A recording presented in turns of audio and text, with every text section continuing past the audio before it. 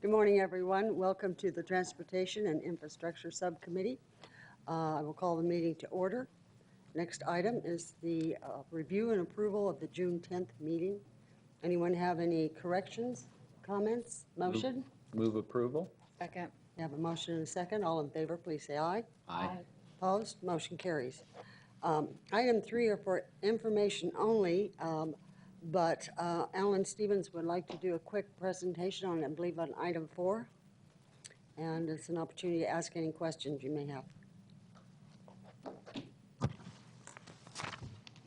Thank you, Madam Chair, members of the subcommittee. We'll go through this real quickly, and then if you have any comments, we're happy to answer any questions.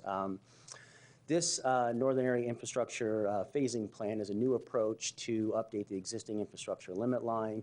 It will help us plan for new growth in the northern part of the city, and it will replace that infrastructure limit line for future development phases. It's been a collaborative effort between the Planning and Development Department, Water Services, Street Transportation, and the State Land Department. The existing infrastructure limit line is shown here in white, and that was adopted about 15 years ago by the City Council and put in place to focus growth within the North Black Canyon corridor. What it did is the boundary on this edge is I-17 right here. This is Carefree Highway and a regular area, kind of 16th Street down around the CAP Canal. And so it focused growth in that area, but it didn't really address growth happening further from the east in the Desert Ridge area or growth happening coming down from the north where the Anthem area was.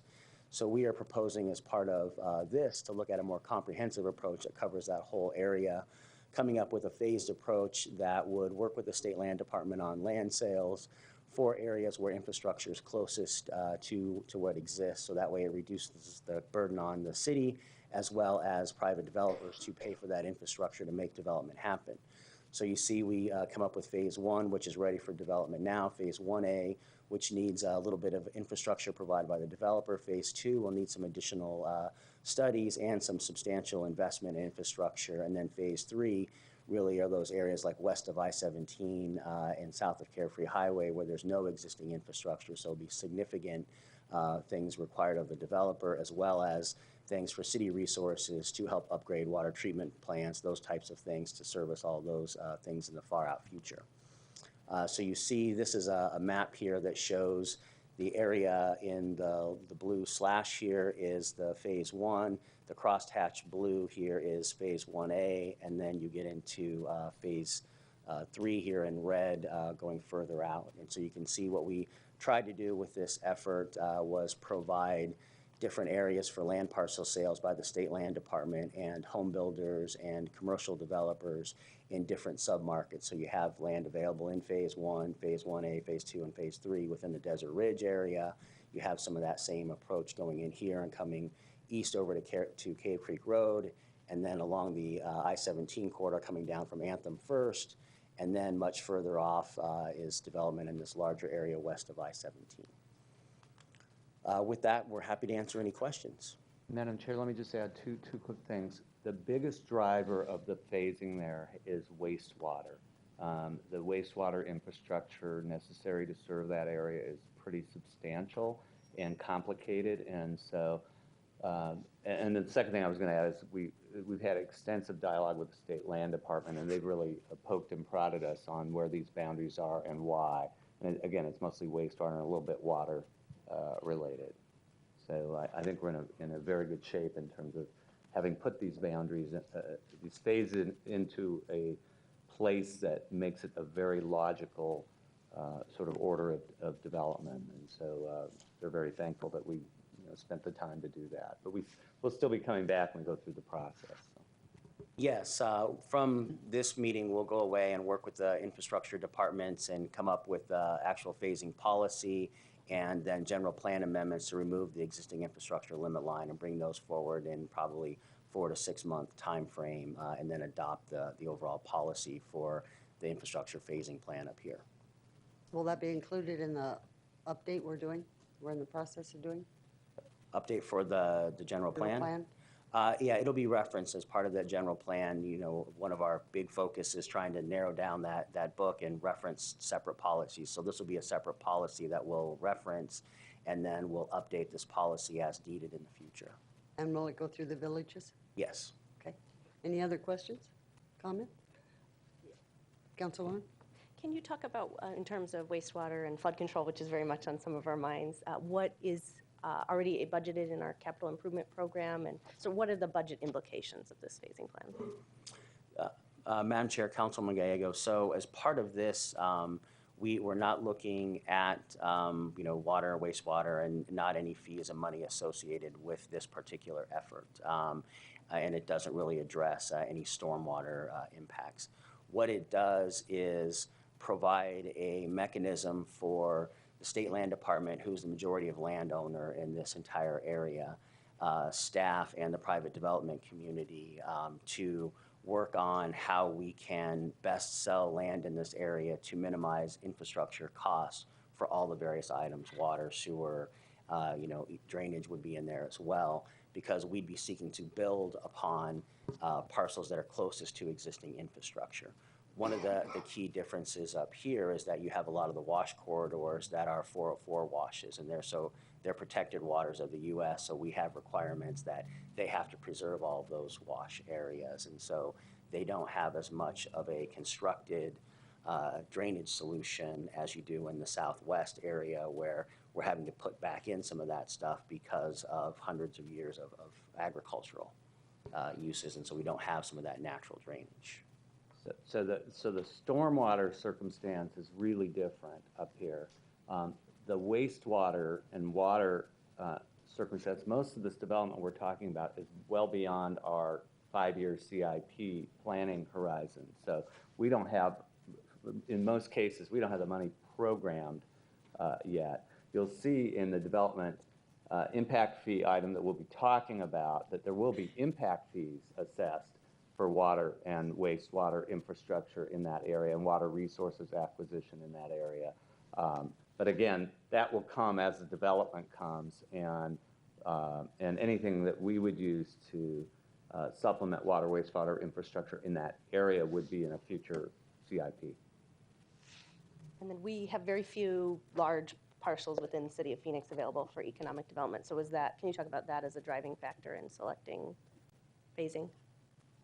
So we have provided this information to our Community Economic Development Department for their input and review as well. It is something that I think they're looking at taking as we go. They look to go that next step and try and focus on particular parcels and particular areas. They will use this as the background to say, let's focus in on some of the areas, within Desert Ridge and south of the 101. In those areas, you also have in the North Black Canyon corridor, this is part of the North Gateway core up here, and so there are employment uses up in that area as well that they will be focusing economic development efforts on there as well, and there's land in phase 1 on both of those areas. Anything else? Thank you. Thank you. Items 5 and 6 are for consent. No presentation is planned. Does anyone have any questions? Hearing none, do I have a motion? I move for 5 and 6. Second? Have a motion. All in favor, please say aye. Aye. Opposed? Motion carries. Item 7, I'm glad you're just sitting there. You can just continue right on. This is infrastructure financing plan and water resources acquisition fee update.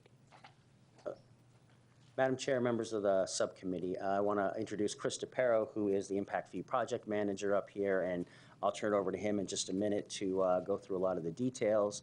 But from the big picture perspective, you'll hear some acronyms thrown in there, and IFP is Infrastructure Financing Plan. That's this big book here that we publish pursuant to state statute, and you guys have a summary of the overall fees that are as part of your backup information. But just when you hear that, you'll know what it is. It has to deal with fire, police, parks, libraries, major arterials, storm drains, water, wastewater. We update on a typical 3-year cycle. It does only cover capital expenditures, so not any operating fees can be done via impact fees. It is for new capacity expanding facilities only, and so you can't use to renovate or repair older facilities. It cannot be used for operations, maintenance, or staff costs, again, as I said. One of the key things that we've done as part of this is update our land use assumption. So this is going back and looking at the general plan, any changes that have happened since the last update. We update the planned infrastructure projects based upon adopted infrastructure plans. Like the Maricopa County Flood Control District, they did an update to the Levine Area Drainage Master Plan, and so we've updated that to show the most recent adopted one of that. So we have those costs built into this. We updated the cost for infrastructure, did a few other minor tweaks. A couple big things were the Rio Vista Village. We expanded to that area that we didn't cover in the past, which is in the far northern reaches of District 1, up by the Anthem Outlet Mall. We added major arterials back into the program, and we updated a reboot of the parks. And so we'll talk a little about the history and fee of that here in just a minute. Rio Vista expansion. Chris, you want to take it from here? Okay, in terms of, sorry, Madam Chair and Council. In terms of the Rio Vista expansion, we looked at infrastructure in the area, and it comes down to if we want to continue some growth, which has been identified in the area, we needed to identify a funding source to provide that. One of the large things that we have on tap are a water and wastewater expansion to the area to take over the existing private agreement. The best way to fund that would be through impact fees, since it would be primarily serving new development in the area. Most of the existing development that you see in Rio Vista has taken up the capacities that we have for existing infrastructure. One of the other main items, it doesn't quite show, I'm not sure if you can see back there. The two main items are that and major arterials. There is a street that's included. Whether you call it 43rd or 39th Avenue, the alignments get a little bit funny there, but it would help distribute traffic better onto I-17, at least down to the Daisy Mountain existing interchange. The one point I'd like to mention is that state law does have what we call the 24-month grandfather clause. So if there are concerns about how quickly we can collect fees in this new area, the way the law works is that if you have a final approval from the city, like a final plat or a final site plan, then, and that's somewhere within 2 years of our fee change, you can keep the existing fees that are in place. Now, since there are no fees, that means for 2 years you would not pay impact fees. But if you obtain final approval after we implement the fees, then you would pay fees from that point forward with that fee schedule. So there may be some existing developments in the area, or if there are people worried that if their entitlements are just about to happen, is this going to change things on them last minute? It won't, because of the grandfather clause. These two maps just show you the difference in the impact fee areas. It shows, particularly in the very top of the map, it shows the addition of Rio Vista to the northwest area, and it shows a bit of a consolidation of some of the fee areas that we have. Except for Rio Vista, the boundaries of where we charge impact fees have not changed. We have just consolidated areas where we no longer have to keep them separate for any reason. In terms of the administration, we've been asked to do this many, many times over the years to try to keep the whole program a little bit more simple. Major arterials. We have a fee currently called the roadway facilities fee, which doesn't actually include much road. It actually includes bridges and culverts only, and there's a bit of a history to that. But let's just say the pendulum swung to having all arterial streets to having no arterial streets, and frankly, neither of them worked very well. What we did was we're looking at a version of major arterial fee that introduces some large roads back into the program, so that both the city and then developers who have to construct them can also get impact fee credits. The way it's based on is that we have the adopted street classification map, and the major arterials as defined on that map are the streets that are included in the impact fee areas. We did this sort of based on the water and wastewater impact fee models, which are very successful in the fact that water and wastewater have impact fee funding only for the very large capacity expanding, like the treatment plants, the distribution mains, like the huge 54-inch lines. We thought, how can we model this with streets? And this is how we went about it. What we did, though, was try to mitigate some of the issues we had in the past. We put in partial costs, one, to keep the fee down, but also so that the only thing we're charging for is what really gets us a street capacity. So, for example, right away, landscaping, sidewalks, et cetera, are generally the responsibility of the private developer when somebody comes in. But if you're building all 3 lanes and a median and all of the things that actually get us increased road capacity, that type of construction is included in the program, and a developer who built those would be able to get impact fee credit for constructing such projects. Parks. This was probably our most discussed issue as we went through this, and we'll talk a little bit about going through with the ad hoc committee task force. There's a bit of a history with parks fee. The existing fee is not what we would call the full fee because council had chosen not to adopt the full amount in either 2006 or 2009. And in 2012, when we did that update, frankly, all we did was revise it to take out all of the things that couldn't be in the parks fee anymore after 2012. That had to do with the state legislation. For the draft that we published online in May, we started over completely and did what we call a complete reboot. So it included everything at the typical parks planning standard, which when we put out the proposed fees showed a significant increase in parks fees. There are some challenges with that, which we'll talk about in a minute. I will point out that the ad hoc committee recommendation does differ from the draft IFP proposal, and it does lower the parks fees. I want to throw this in a little bit just to talk about the challenges we have, particularly with parks.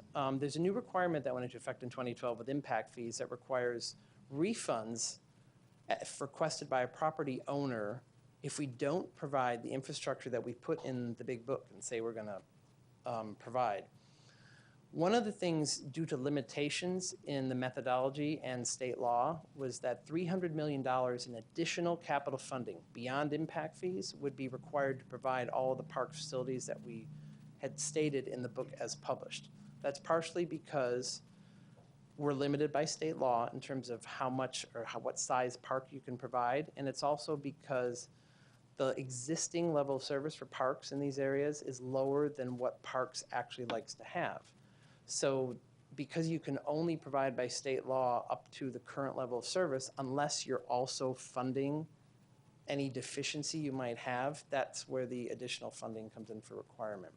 So it did require would require a large capital outlay. So we acknowledge there were challenges with it and most likely would have led, frankly, to refunds in the program. On top of that, operation and maintenance costs are not included in impact fees. So in terms of operating any new park, we had that challenge. Yes? Go ahead. Go ahead, I'll. Park Chairwoman has Yeah. No, go ahead, I'll listen. No, I'm just curious, when you're talking about city parks, are you talking about regional parks, the little community parks, or all parks? Not quite all parks. The parks that we have included, excellent question, by the way, I'm sorry. The parks that are included for impact fee funding are what Parks classifies as neighborhood and community parks, because primarily there's a restriction in the state law that limits any size park we purchase with impact fees to a maximum 30 acres. So district parks, like say Cesar Chavez, is far larger than that. So there's a way you could look at it and try to fund just a portion of it, but that actually causes even more additional funding than required to find. So we had chosen at that point to just keep the size parks that we can do at around 30 acres. So there's no preserves either. That has more to do with the fact that our old open space impact fee went away a couple years ago because that was not defined specifically in the state law as a type of necessary public service we can continue to charge impact fees for. So none of the north area will have a large park? Not funded by impact fees. That doesn't necessarily mean there won't be, but we can't fund it with impact fees. There are other parks revenues, such as the PPPI money. That's one? So I got lost in the whole discussion when I heard about Okay. refund and this whole piece. So I have a number of questions running through my head at this moment. So can you review that just one more time so I can understand it? The refund part of it? The refund, and I think slide, yeah. That one? Uh-huh. Okay. I was trying to keep it quick for you, but I'll give you a little more detail. That's fine, but we got into. what happens is when we calculate the need for parks, there's a standard at which we provide so much developed park acreage per development. So typically we call that per EDU, which is equivalent demand unit, or one single family home. We just translate other uses into the equivalent single family home. What we've been able to provide is something less than that. One of the reasons is the parks are not cheap. They're essentially, there's a lot of land involved, especially when they're located in residential areas. And during the boom, there was a lot of increase in property value. So it's hard to get what we did. It made the calculated parks fee, when we looked at it in 2006 and 2009, look very high compared to other fees. And council chose to adopt something less than that, which basically meant that we were not, through impact fees, being able to fund and develop all the parks required. Prior to 2012, it was easy for council just to do that because there was no requirement of refunds that then triggered us to say, well, you put this in the plan, now you have to provide it to me. So if you charge something less, we just got fewer parks because we were charging less than impact fees. Now if we put it in there, but if we said let's charge less, we're stuck with finding other money to provide it, or else we may have to give a refund. It's still complicated. I hope that explained a teeny bit.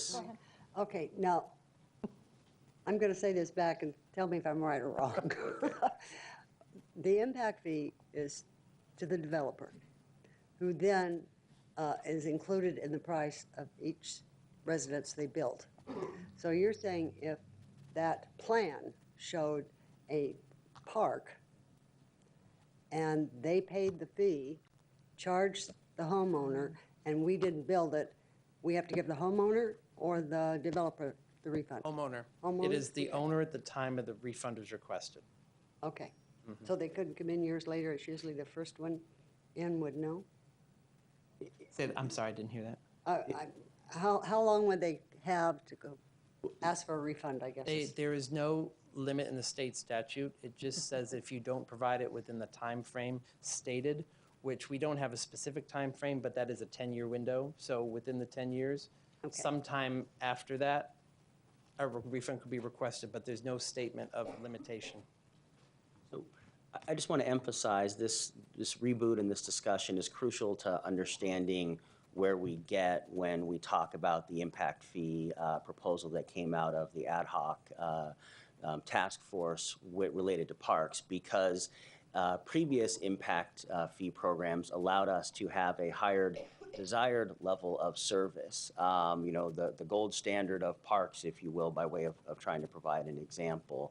And but what that does is we didn't have a refund requirement. So if we decided that was too expensive, we wanted to charge less, we didn't have that other complication put into that factor. And so now that's something that we have to be very cognizant of as we're bringing forward what that fee is, because the state statute requires us to take a better accounting on the back end of what we can really deliver on those side of things. So that's one of the big reasons why you'll see this number come down as we talk about the numbers that come out of ad hoc related to the parks fee. Madam Chair, I also think I need to add one other thing for perspective, because I know from your history, you know what it used to look like. And in addition to the state law changes, we used to kind of have a three-legged stool to finance parks: bond money, impact fees, and then we added the third leg, which was 3PI.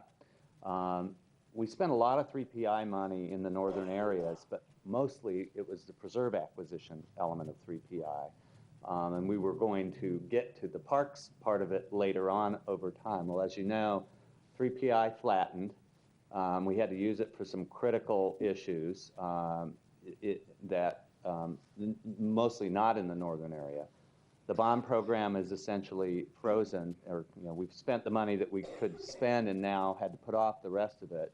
So all we have left is impact fees that have a much more tight definition in state law surrounding them. And that tight definition, given the fact that we don't have the other two legs of the stool, makes it incredibly hard for us to demand the hoped-for level of service because we can't deliver that, and the state law requires us to refund it.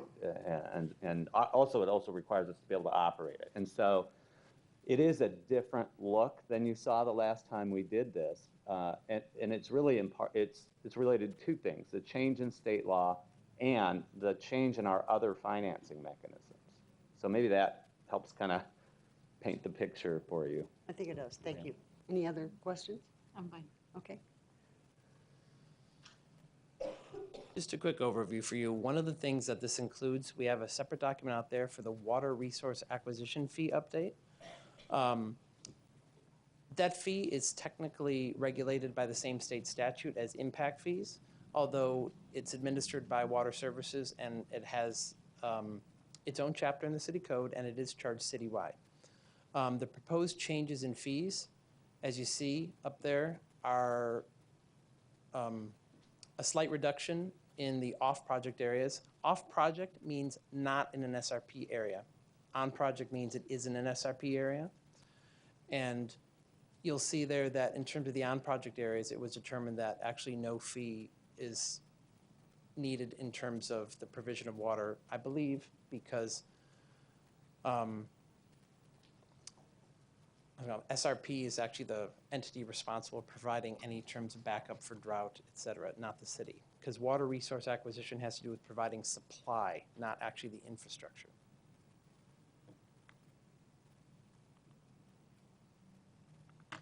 Ad hoc impact fee committee. This is something that Phoenix has always done related to our impact fee program. We like to reach out to stakeholders. We have both public and private entities. So we had State Land Department, we had a member of the Parks Board, the Home Builders Association of Central Arizona, Arizona Multi-Housing Valley Partnership, and a host of individual developers that frequently develop within Phoenix in the impact fee areas. We held a series of 6 two-hour meetings in July and August, and we asked for them to make a recommendation to both this subcommittee and City Council. The recommendation pretty much focused on parks. I'll start with that. We were asked to do a couple different alternatives, and the first one that we had come back with was charging the parks fee to all uses. The version that went out in the draft IFP had originally proposed to charge only residential development because essentially the park's demand is generated primarily by residential development. Upon reviewing that with the committee and with our law department, based on what the state law says, we found a way to charge all uses, although it's quite a minimal charge for non-residential uses. It was determined that the state law pretty much says you have to charge all uses. So we did adjust that. Once we did that, though, the ad hoc committee's concern was that the fee still looked fairly high, and there was concern about the additional capital funding that we discussed and related to refunds. So we looked at a version which was per the recommendation said, can you find a way to bring this down close to the existing parks fees, but still finding a way to actually fund what you put in the plan? So it's not a case of, if you just reduce the fee by a certain percentage and you leave everything in there, something's not getting funded. What can we actually do something that works? And we have, I believe, come to a conclusion that we think gets us to that solution. I'll just run through the couple other recommendations ad hoc before I show you what the fees are. Fire and police, there was a recommendation for a minor change regarding the land cost, just to reduce it slightly based upon the amount of land we provide to existing stations. For libraries, we'd originally proposed the same charge that we did to parks, the same methodology where we charge only residential, so we did change that. We also changed to make sure we are providing libraries only at the standard of service currently provided, so that did actually result in a zero library fee in both Ahwatukee and the Northwest service areas. There isn't really much there when there's no warrant. And Madam Chair and Subcommittee members, this exactly is the same problem, although library had a two-legged stool, and now, all we have available to us right now is impact fees, which is why they had to be zero, because we can't get there from here. So by way of clarification for like Ahwatukee Foothills, there's an existing library down there. The new amount of growth that will happen on Ahwatukee Foothills isn't going to be enough to trigger building another library. And so we can't charge for that because then we'll just have to refund that money. So that's why it's zero. In the Northwest area, it's zero there because it's based upon the existing level of service, and there's no library in that area.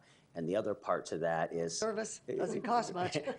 You're right. The other part to that is it's based upon that 10-year horizon that Mr. DePero spoke about. And so that area is our future, growth area where we're not focused pursuant to the other phasing map. We're not really looking at going there in that next 10 years other than that little corridor along Anthem area. The rest of that will, the growth will happen in the other parts of the north area. So I imagine that feed, when we update again later on, we'll have some more money as part of that to provide the library service. When you were developing these fees, in the past, we have had many discussions about building Phoenix centers, that police and fire and a library and a park could all be on the same land, and we would purchase larger parcels and combine it so that we could reduce costs and provide better services.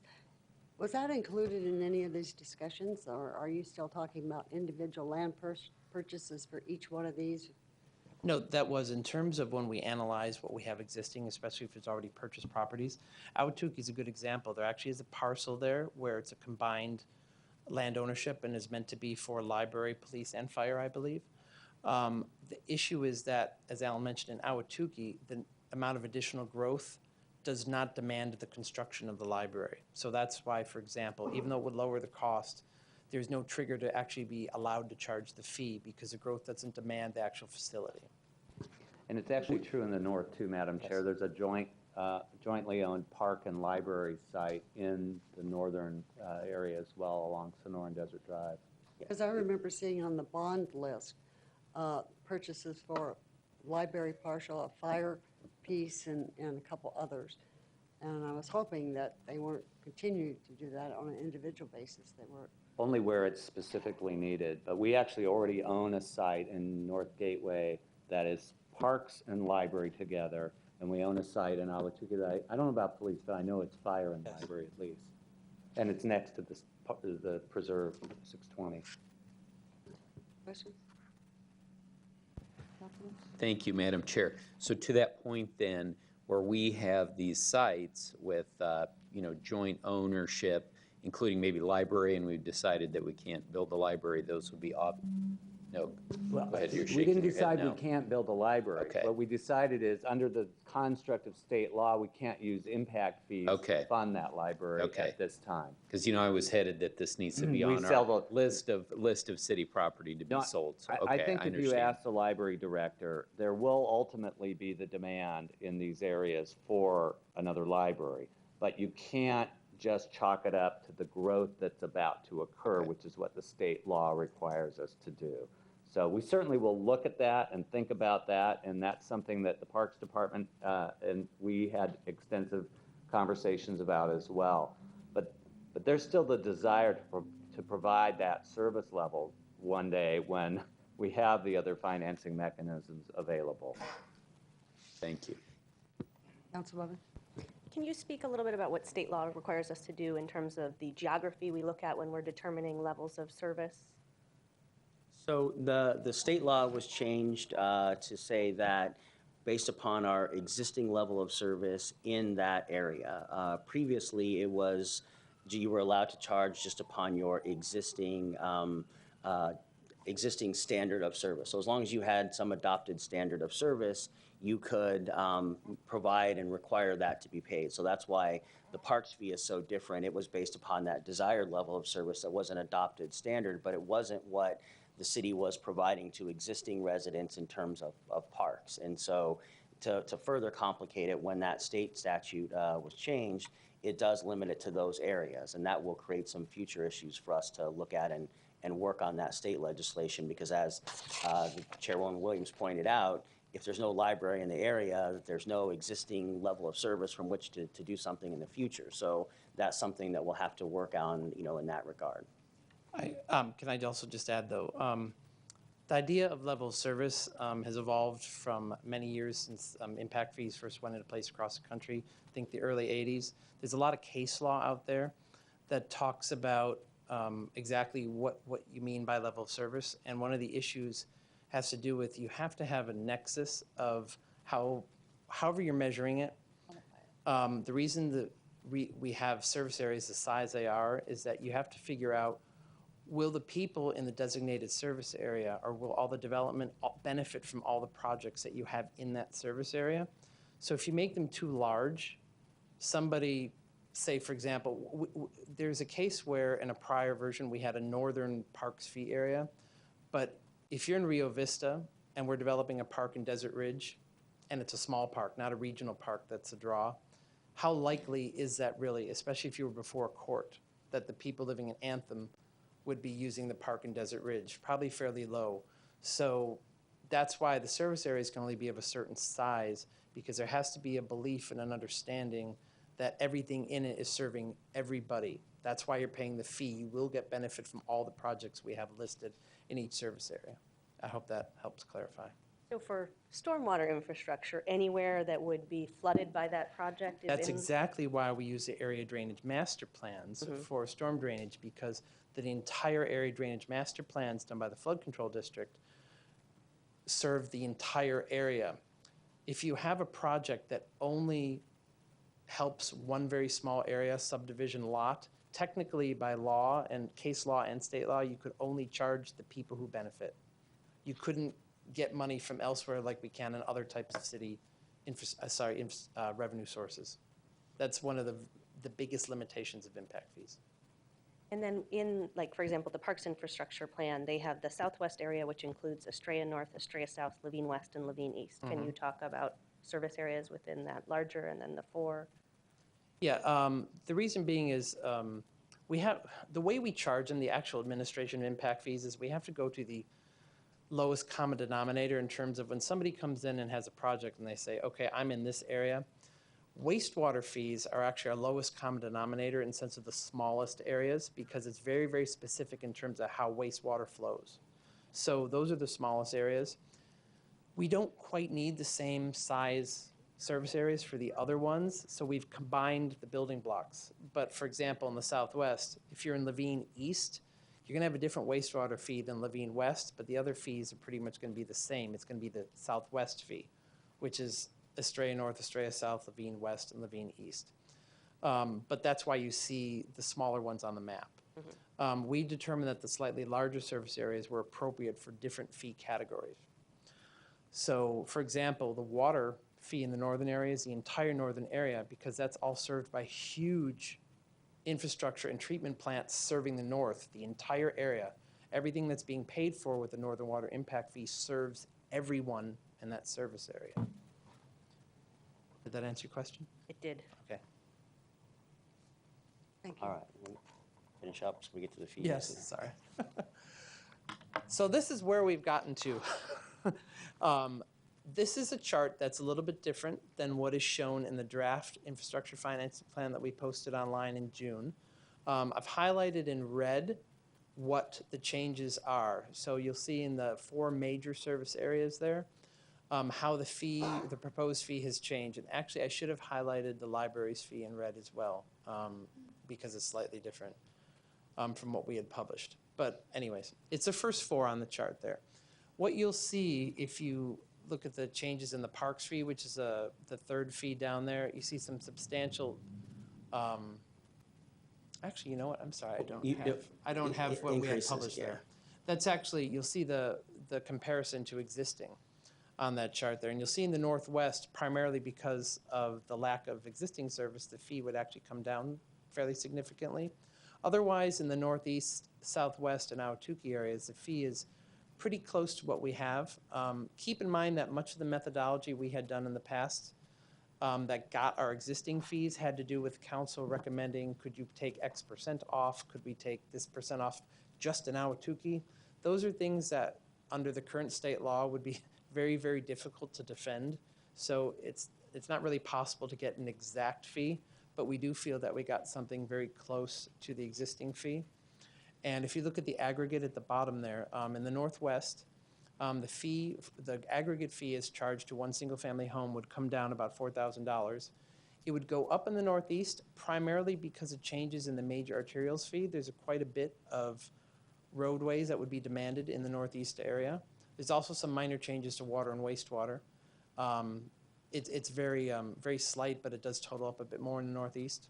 In the southwest, the change is fairly modest, although it is an increase. And in Ahwatukee West, it actually would go down slightly, mostly because the major arterials fee would go away. By defining major arterials, there was only one that would qualify, and that would be Chandler Boulevard, except most of that is, for the next 10 years, is built to the standard that it needs to be. The other identified major arterial in Ahwatukee is Pecos Road, which will most likely be replaced by something else. I'll leave it at that. I think, do you want to add to that?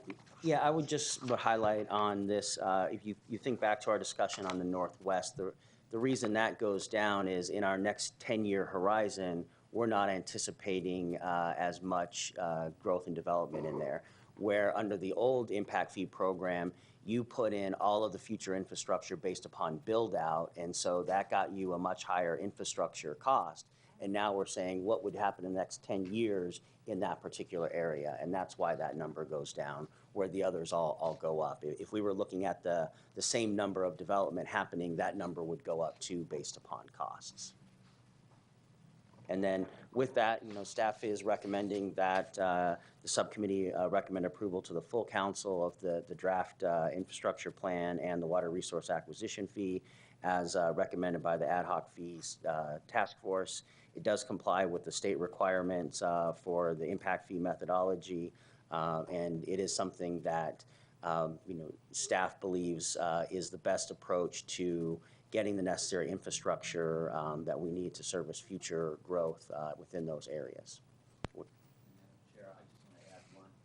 I just want to add one note. The Planning Development Department team has really done an outstanding job of coordinating with the community stakeholders on this issue and with the other city departments.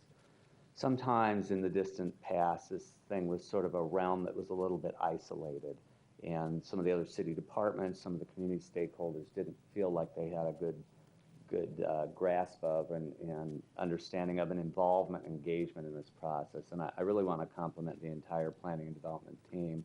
And specifically, Chris has just gotten I've gotten all these unsolicited emails about how great Chris is and how well he understands the law and how the city of Phoenix knows how to do it correctly. So I just really wanted to mention that because that just, you only hear the negatives sometimes, and this is really an outstanding effort in terms of the staff work on this. So. Well, I kind of suspected that because we have one card. Home Builders Association is in favor, so Jackson Mullick. Wow. Because I take back everything I said. I can recall. That's very impressive. Yes, good morning, Madam Chair, members of the committee. My name is Jackson Mall. I'm with the Home Builders Association of Central Arizona. I was also fortunate enough to be asked to participate in the ad hoc committee. And I just simply wanted to be here this morning to echo Mr. Neymark's statements of, and thank the city for all of its work in bringing us all together.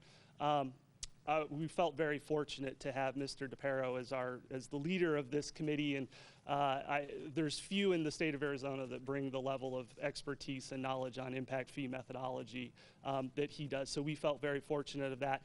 I wanted to thank the other committee members, some of whom are also in attendance, for the robust and thoughtful discussion. I thought that city staff today did an excellent job of presenting the committee's concerns and how we sought to address those concerns through the recommendation. And so it's for those reasons that we're supportive of those recommendations, and then also the way in which the city has sought to implement those. So we thank you very much, and naturally, if you have any questions, I'm happy to answer those. Any questions? Councilman? Just more of a statement, Madam Chair.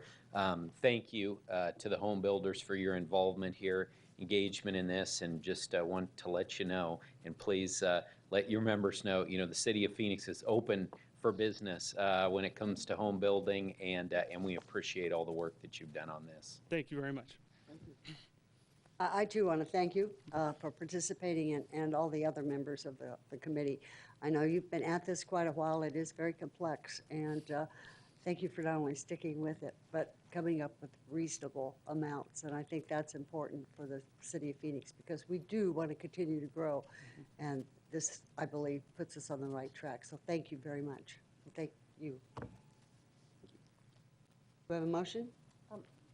Oh, you got a question? I have a couple questions. Okay, sorry. On Friday, thanks to many people in this room, we started an expedited review of flood control in the Levine impact area, both east and west, due to some pretty significant flooding. And we got additional information on Sunday's storm that we still have some flooding issues. If folks read the newspaper, watched TV, there was some dialogue about new development recently approved, and people are asking questions about whether there was a sufficient infrastructure as those came in. So in light of that additional information and the fact that there are some projects that I believe we need that I would suspect will be added soon to this project list, can you talk about that timeline and how we make sure that we are doing the adequate infrastructure, and that as we get new information and learn lessons from this storm, that it is adequately reflected in the storm drainage infrastructure improvement plan? So, Madam Chair, Councilwoman Gallego, I'll talk about the infrastructure piece of it, and Alan can talk about the update process for the financing plan. We had, as Councilwoman Gallego mentioned, we had a very large meeting on Friday afternoon at 4 o'clock that cut into everybody's weekend a little bit, and that was okay. Thank you very much. It was actually good because we got even better coordinated for what was coming that we weren't even sure was coming this weekend. But one of the things we agreed to do was, in light of the extra level of unusual activity, and as you know, our infrastructure is built to 100-year flood standards. We do have a whole bunch of major flood control projects that are planned for the Levine area, but what we agreed to do in partnership with the County Flood Control District is do a reevaluation of those planning needs to see if, based upon our actual experiences, whether there's any changes to that infrastructure plan that we would make. Not that we're going to build for a 1,000-year flood, because that's not generally the right level of investment, but it may be that we would build things slightly differently than anticipated, given the experiences that we had. And so we hope to be done with that project in about 6 months' time, and we'll have any suggested changes to the planned infrastructure for that area, like I say, in about 6 months. Doesn't mean that infrastructure has been funded or financed yet. And, you know, it's multiple tens of millions of dollars worth of, or if not $100 million worth of infrastructure that's needed in that area. And it's also not to say that all that would be financed through development impact fees. But if we make changes, then we can incorporate those changes into future infrastructure finance planning and charge the development the appropriate level of contribution for that, to the extent that the flood control plans relate to new growth and development. But I'll ask Alan to address the part about how do you update the fees and do that process. Agricultural areas that I expect to be developed while this plan is governing right now, that have huge amounts of standing water and were heavily impacted. So I think it is very relevant that areas where development will be occurring, we may need more infrastructure. So, Madam Chair, Councilman Gallego, we will, the typical update for the infrastructure financing plan is 3 years. And we will go back and kind of mirror the area drainage master plan update that flood control district and streets are going through for that area, so that we can overlap timing, and we'll commit to update as soon as, start the public hearing process, I should say, to update as soon as flood control district takes formal action to make whatever changes per the area drainage master plan. One of the statutory requirements on us is that in order for it to be in our plan, it has to be adopted by the flood control district and be something that's in their plans. Then it's an adopted plan that we can then go through, and Chris will quickly analyze, and we'll start the hearing process. It does take, because of the statutory requirements for a hearing process, about 5-6 months to get through. Make it a little quicker? Yeah. All right, Chris can make it a little, we'll commit to doing as quick as we can, with the idea being that even once we are to the point of knowing what they're proposing, and it's just got to go through kind of the formal adoption process. If there's a month or two that they're waiting to get on agendas, but we largely know what it is, we will start the process to internally go through what we need to do to have our meetings so that we can start the public hearing process and go through. For example, you'll recall back in August, we were on the agenda for just public comments on the infrastructure plan. So we'll start that process where we can say we're just coming here for public comment, even though it won't be finalized by flood control districts. So we can make sure that we're back there as quick as we can to update these fees based upon that new infrastructure. So moving forward, it is not too late to have this plan be updated if we I can determine. assure you that particularly in Levine, the fee is per state law and other methodology is maxed in terms of what we can charge. The key would be including all projects as revised. And if the projects change per the revised plan, then we would need to make sure we update the plan to include that. We can do that in a more quick administrative process just through council, so long as the fee doesn't change. I believe state law says by more than 10%. So we wouldn't have to go through the entire hearing process. If we found a way to somehow do some huge revision, it would be the same process we're going through now.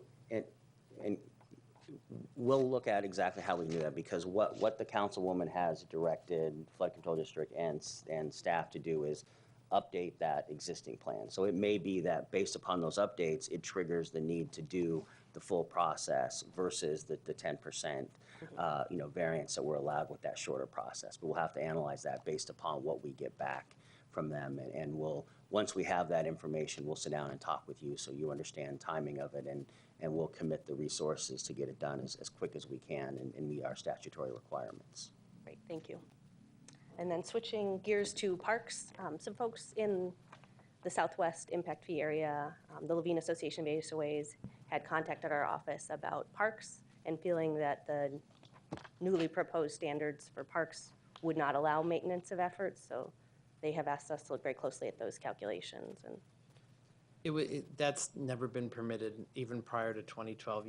Impact fees could never be used for operations costs, and they've never been included in the past. but the standards in our parks plan we wouldn't even, they have concerns about how we calculated the declining fee. And I guess I don't want to go into EDUs and. Well, and if you'd like to set up a meeting, Councilwoman Gago, Chris and I are happy to sit down with those folks and explain them and go through it, because it is something that is fairly prescribed in state statute. And so we're happy to provide that background information so that they understand, because it is something that, as Rick mentioned, we've met with all the different department stakeholders, and it's a concern of the Parks Department as well, because it does make it more difficult to provide some of those services. But it is, what complies with the state law, and so we're happy to sit down and explain that. Okay. Did we meet with any stakeholders? Obviously, there's someone from the Parks Board on the committee. Did we meet with any parks stakeholders or community stakeholders? No, Madam Chair, Councilman Gallego, just the Parks Board member who was part of our group.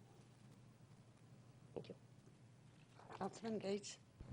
Thank you, Madam Chair. Sorry, I meant to ask about this earlier. Earlier, you were talking about the water and wastewater as it relates to the area west of I-17 up there in Anthem, in that area. And now these fees that are listed here under Northwest, does that cover that development? And I guess the question that I have is, right now, as you mentioned, we have a private provider who's providing us with water. And I think that we ought to have a discussion about whether, we should be providing that service, we should be constructing that infrastructure, or whether we should look to that private provider to expand their capacity. That's a policy discussion that I would suggest we ought to have. So if we just sort of accept that for the moment, what if the city were to say, yeah, you know what, we want to do that, we actually want them to just expand their capacity? The fees that we're collecting, I mean, basically, in other words, are we casting the die that we have to build the infrastructure there by collecting these fees. And to me, that's a real discussion we ought to be having. I would actually, Madam Chair and Councilman Gates, I think Catherine Sorensen, our Water Services Director, could shed some light on that now. We do have major water and wastewater infrastructure that we are including going up to Anthem right at in this CIP. It's probably one of the biggest projects we have going in the city. And we do anticipate serving not only that area, but the area that you're describing. So Also, we have the huge investment we've already made of the treatment plant that was operating, so it's very complex. Right, it is.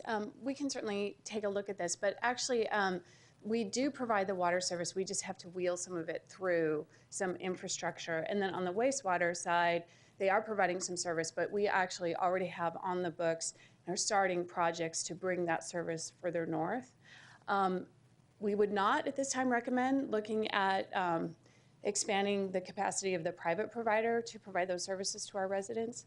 But we'd be happy to sit with you and kind of go through the details of those particular arrangements and work through them. Yeah, and I don't mean to, bring this huge issue up, but it just sort of, as we're talking about, once we commit to this and we're collecting these fees, it does, limit some of our options, or at least we would have to refund that money if we were to have any sort of course change. Absolutely, sure. But we'd be happy to sit with you and go Okay. through the particulars of those arrangements. so that That'd you're be more great. comfortable. I'd like to do that. Okay. Thank you. Great. I will mention too, Councilman, at least once a year, Anthem comes in and begs to be switched to the city of Phoenix water. They do. Because it is so expensive. One thing related to refunds, which I probably should have clarified earlier. The first qualifier for asking for a refund is that the city has to have not provided the service.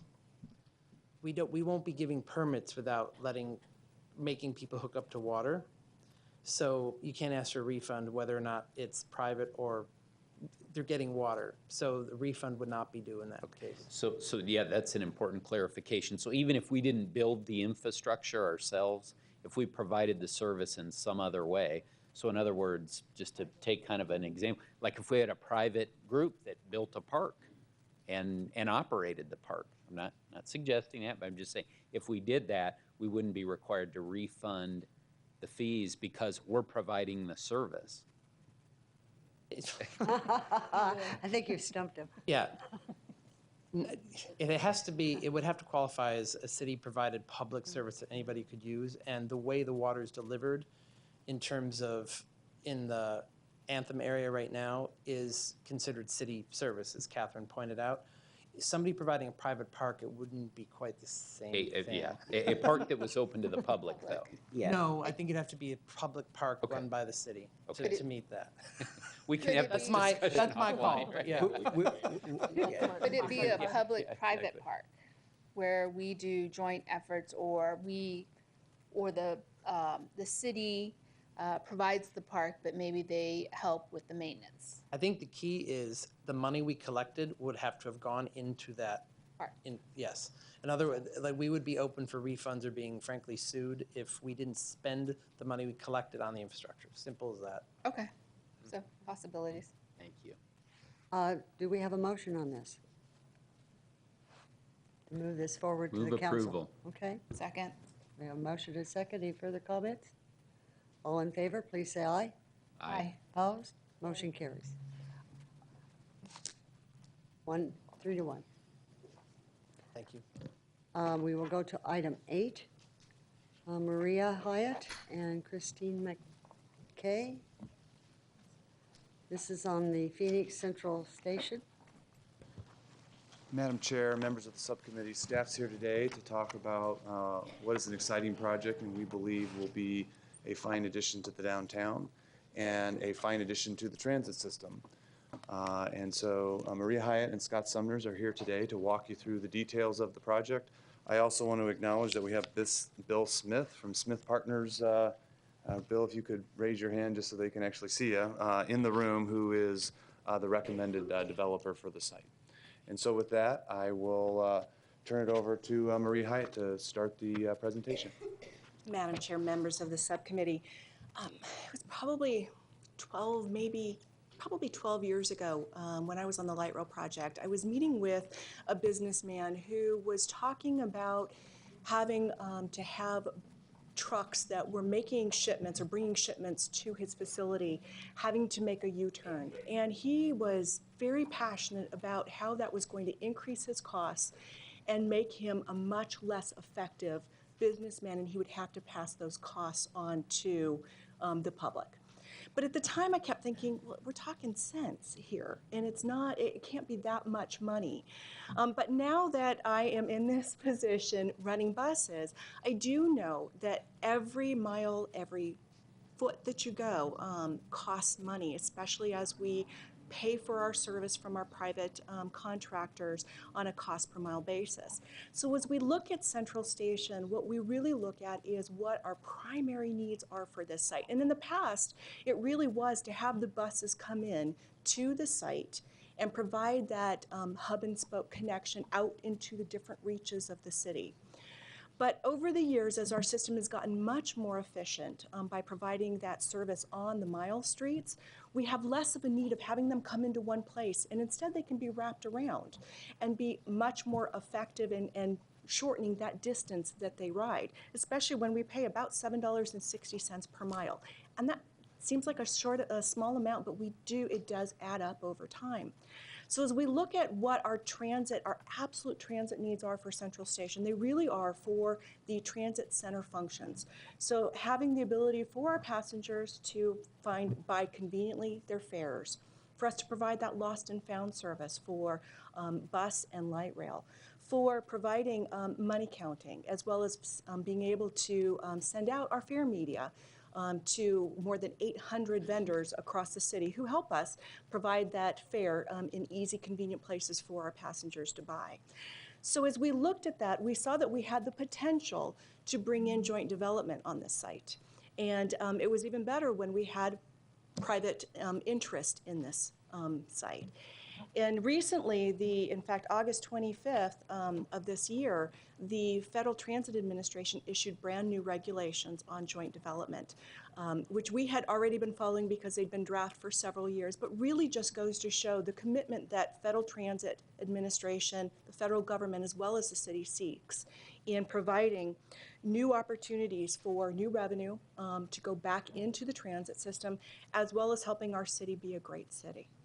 So as we look at this opportunity on the site, what we have come back with is something that maintains public transit's needs on this site, provides us with a mixed-use development that adds in riders that, they're captive audiences sitting right there on that property, waiting to use both our buses as well as our rail system to get where they need to go, whether it's to school, to work, to play, wherever they need to go. So we're very excited by this opportunity, but we've also been very protective of public transit's interest as we go forward. And I can say that we have worked very well with Community and Economic Development as well as the proposed developer on this site to maintain those interests. Great, thank you, Maria. There are only 3 of us here in front of you today, but just to acknowledge there's been a lot of work behind the scenes on behalf of several city departments and the Citizens Transit Commission and several neighborhood groups who are represented here today or have submitted some letters for your consideration. So just wanted to acknowledge them. Very quickly, we issued the RFP following City Council approval in late last year. Earlier this year, we received 2 proposals and formed an evaluation panel to evaluate them. One was from Forum Capital and the other one from Smith Partners, who's represented here today. The panel evaluation happened in the spring, and we were almost done before summer recess, but not quite, so here we are back before you here today with recommendations. The panel was our largest and most inclusive panel to date.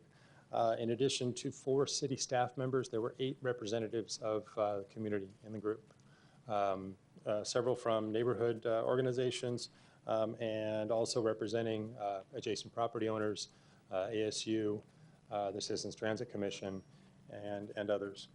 The RFP, major focus of the RFP was on a qualified, experienced developer with a proven track record, and that's exactly what we found and what the panel recommended in recommending Smithfield development.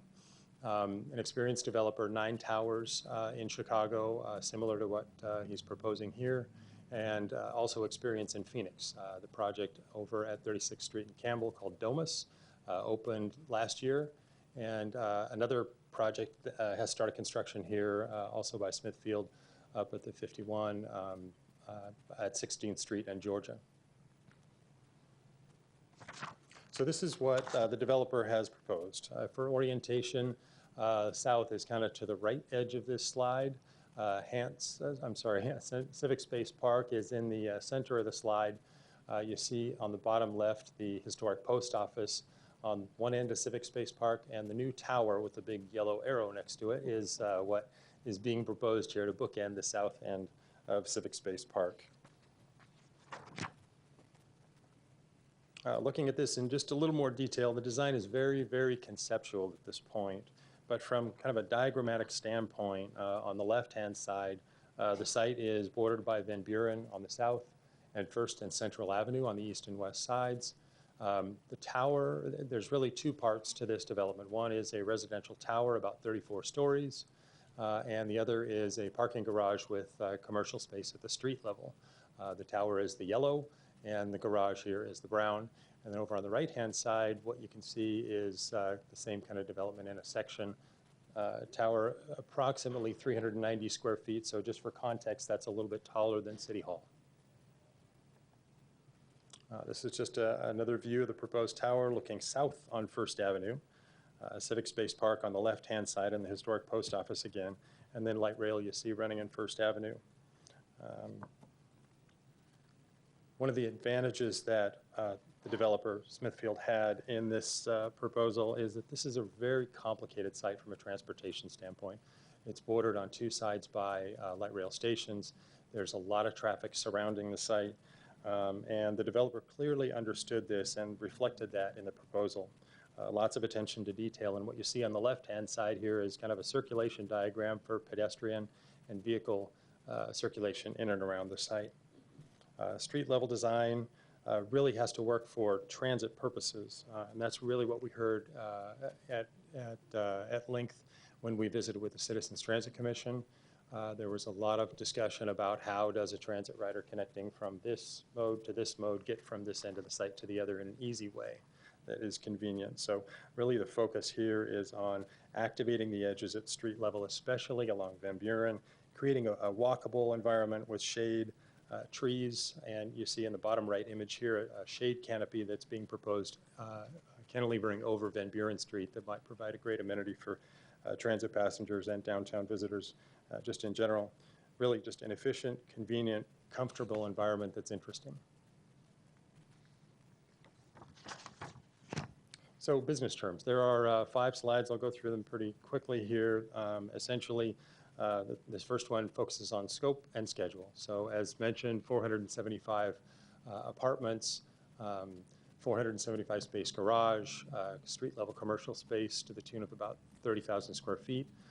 As part of the program, the developer is going to replace the existing public transit facilities that are on site right now. That's about 4,900 square feet. And it involves several functions that transit still needs to be on the site. Those will be incorporated in the project.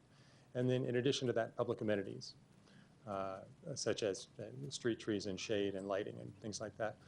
From a schedule standpoint, what we are including as business terms is we have 6 months from the time that City Council and the Federal Transit Administration approve to enter into agreements. 18 months following that to commence construction, and then construction can take no longer than 30 months to complete.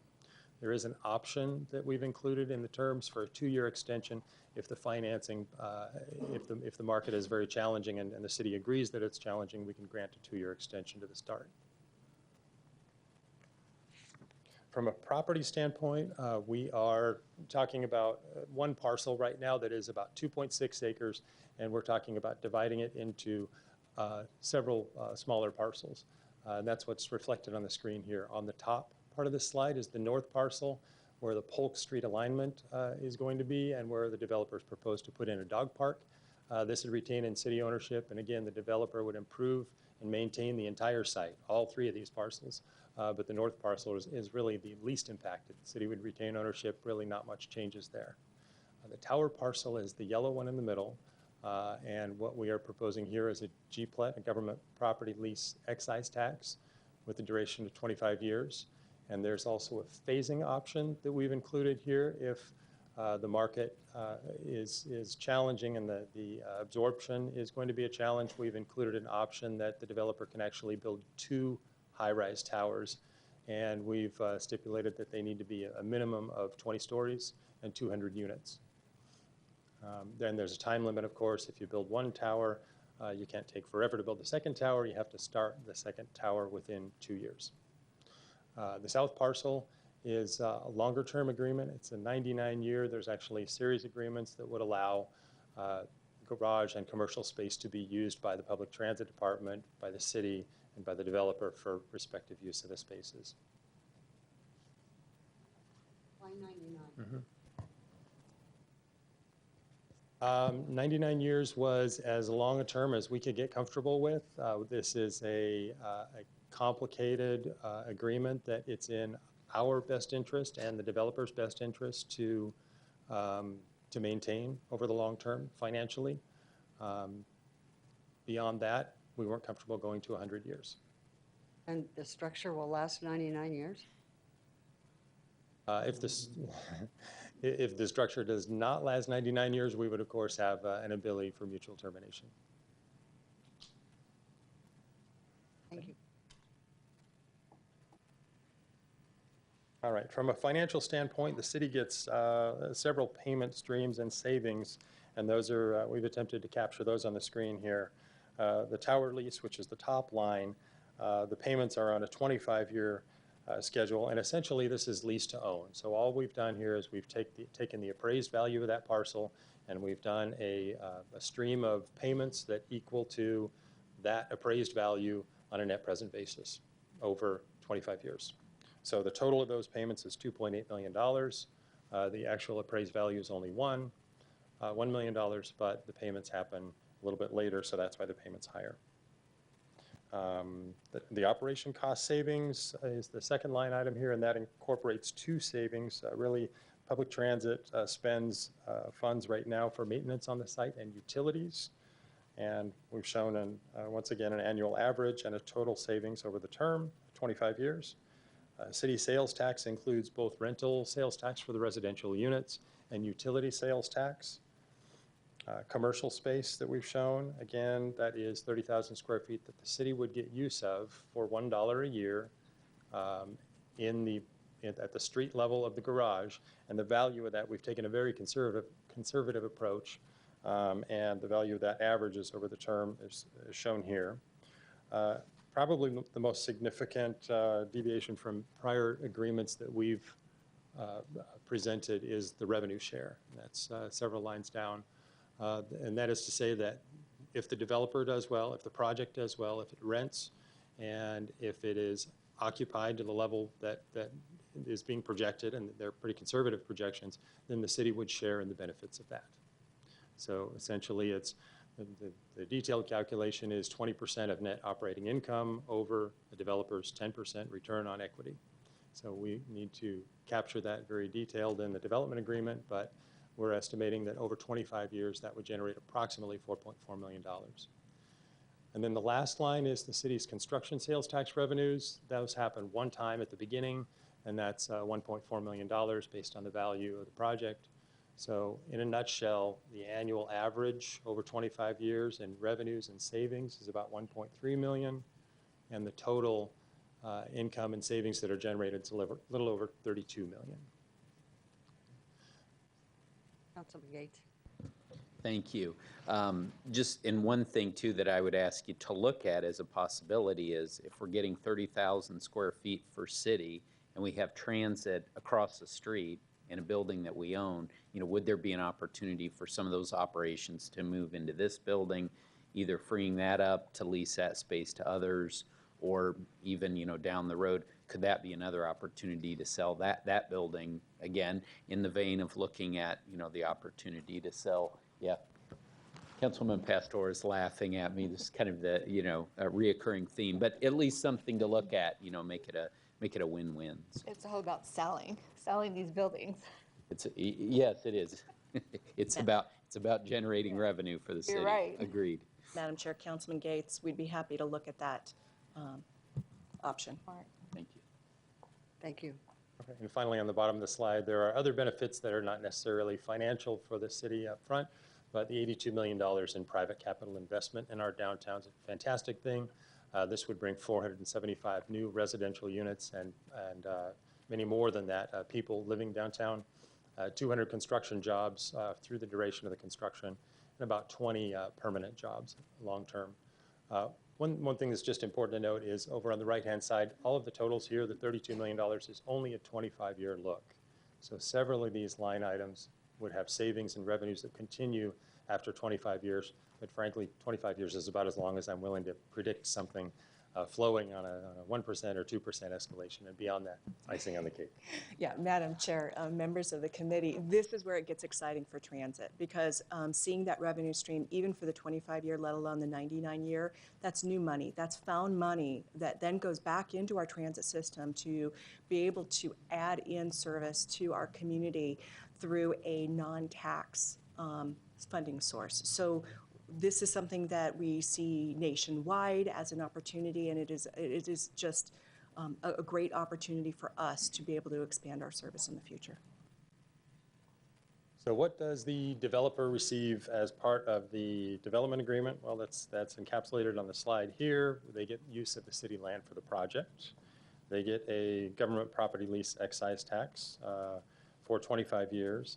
And the city would contribute $2.5 million to reimburse the developer for public improvements. Now, these are improvements that exist on the site right now that essentially, if we are inviting a developer to come in and develop on the site, typically they would not have to replace these. We are proposing to essentially reimburse them for that cost, and then the city would be reimbursed by the developer through revenue sharing over time. So this is funding using the Downtown Community Reinvestment Fund. This is funding that exists in an account right now. It is cash. It's not funding that's going to be generated by the project. And it is $250,000 per year for 10 years, and the first payment would be due when the project opens.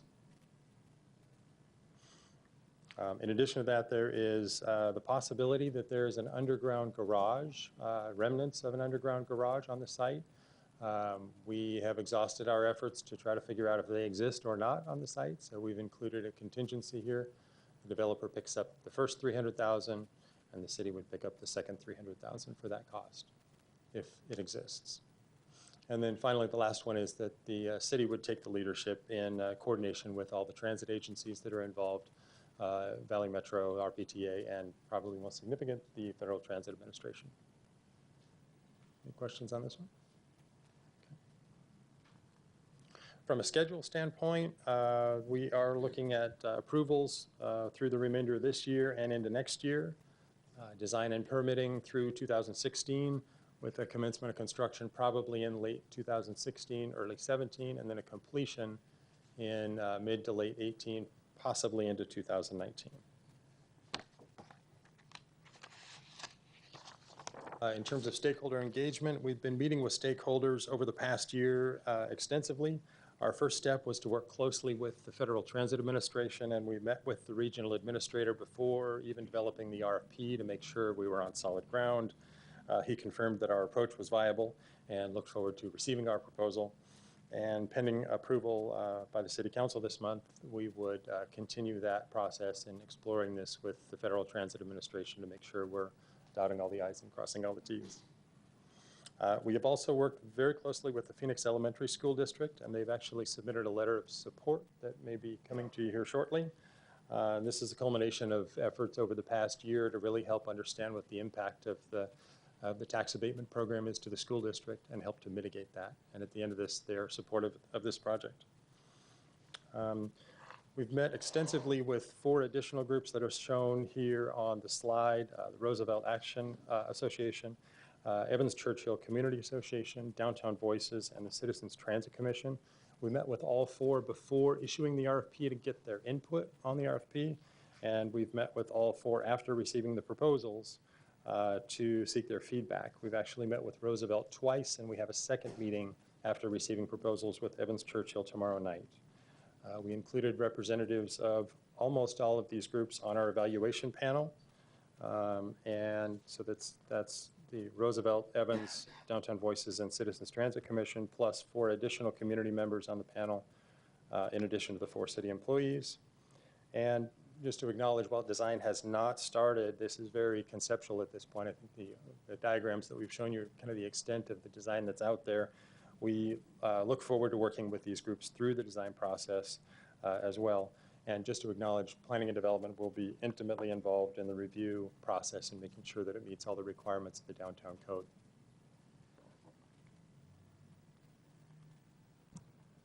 Right.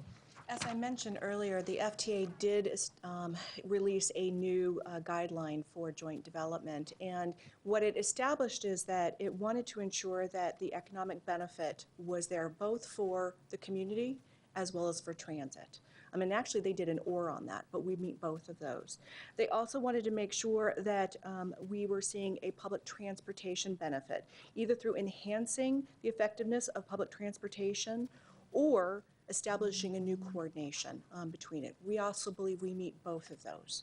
And they also wanted to be sure that we were obtaining a fair share of the revenue that is established by this joint development opportunity, and that we're not paying more than our fair share of the maintenance of the facility that it's on.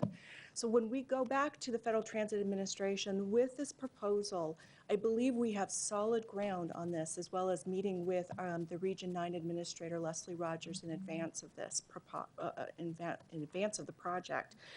So I believe we will be we provide a great argument and a great case for Phoenix as we go forward.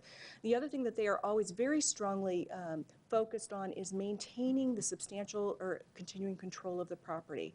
And we also do that through this by maintaining the vast majority of the site still owned by the Public Transit Department. And we also have past experience in working through construction projects. We always have to look back to our passenger, because it really is all about our passengers and how do we make it easy for them during a construction period. We did that back when we did the renovations to the site. We had a couple of phases where we had to move our passengers out further. So we already have those plans. We will bring those out, dust them out, make sure that we're making it as easy for our passengers as possible. And we will be looking to be able to activate multiple purposes on this site, which will be an amenity for all of our passengers too, we hope, as well as an amenity for the downtown community. So today we are requesting your recommendation to the City Council for entering into an agreement with Smith Partners, LLC, for a transit-oriented development project at Phoenix Central Station. We plan to bring this to the full council on September 17th, and then we will also, it'll be contingent on the Federal Transit Administration's review and approval of this proposal. Madam Chair? I have a quick question. I think it said, I don't remember the exact number, 375 units and 375 parking spaces. Where does staff park? We want them to take the bus and the train. Okay. And we do, a vast number of our public transit employees do take the bus and the train to work, but we also have parking spaces within underneath our building at 302 North First Avenue. Okay. Do you have questions? I do have a couple cards. I'll wait for the Okay. First is Marvin Rochelle. Someone, you have a mic? Madam Chair and fellow members of the Transit Infrastructure. Welcome from your summer hiatus. The thing that I want to come forward with is I am for this. I have lived here in the Valley 70 years. I came out here when I was 20 years old. I've seen the growth here over the 70 years, which has been amazing. This will help the growth of the city even more. We need to take number 5 and keep number 5 away from Philadelphia, and this is one of the ways to do it. I have listened to the Citizens Transit Commission presentation. On the whole, I understand it completely and agree with it. I am going to ask them to take me physically around in my electric wheelchair since I can't visual it all, and possibly make some suggestions to better it. But by all means, I think this is a go situation for everybody in the city of Phoenix. Thank you. Thank you very much, Marvin. Next is Jennifer Bocek. Bocek.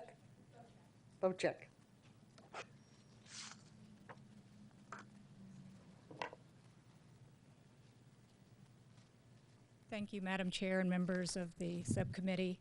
My name is Jennifer Bocek. I'm a member of the Board of Directors of the Evans Churchill Community Association. And my instructions from the board were to read a letter into the record that we have prepared, but I've decided to spare all of you all of the details and just get to the heart of our concerns. First, I want to say that Evans Churchill really appreciates the outreach from city staff on this project. They've been very forthcoming and discussed it with us in much detail. And we are generally supportive of the concept. And quite frankly, our association has been a strong supporter of residential development designed for a transit-oriented urban core. And we recognize that the Central Station project will bring more residents to downtown. That being said, we also believe that the bar should be kept very high for this development. One of the things is this location is one of the prime locations for all of downtown, so it's really important that we do this one right. And the request for proposal, which initiated the project, did state that this should be transit-oriented development. That is one of the key goals for downtown. In light of that, it was of great concern to us as members of the board that many aspects of the existing concepts for street frontage, parking, and mass transportation in the development ignore or directly contradict generally accepted TOD standards. In addition, the proposal contemplates substantial public subsidy and incentives for the development, including a GPLET agreement. With these financial concessions in mind, we believe it is imperative that this project conform to the goals of transit-oriented development. But finally, in the end, we do look forward to working with city staff and with members of the council to move this project forward. Thank you. Thank you. Available to speak if requested, David Bonrique, did you want to speak? No? DPP is very excited about the project. Thank you. Also in favor is Leslie Lindo, Sarah Dial from Discovery Triangle, David Kreider from Downtown Phoenix Inc., Don Kuth, Downtown Guru. All in favor. Council members, do you have questions? Councilman Pastor. Jennifer, I'm glad you brought that up because there were other concerns, or we did receive a letter from someone else regarding codes. And so that is one of my concerns, is that we follow what we build or plan and put into process, and that people are engaged at all levels. So I'm going to read a piece of this email that all of us received. But I think the heart of it is right in the middle. So the gentleman is talking about the GPLET, and what it says is too often developers have requested for and been granted variances from the downtown code. Without better adherence to the downtown code in the future, we will not be able to achieve what it sets out to do. It is with that concern in mind that I feel very strongly that the public needs to see more detailed design plans for the ground floor elements of the development before the city enters into a contractual agreement. Certainly before giving away a GPLET, which is a concern of mine. Here's where that's the heart, because it's about the downtown code and us engaging community members to be part of this, to build the city that we want to build. And then we go through this other processes for variance and other dynamics.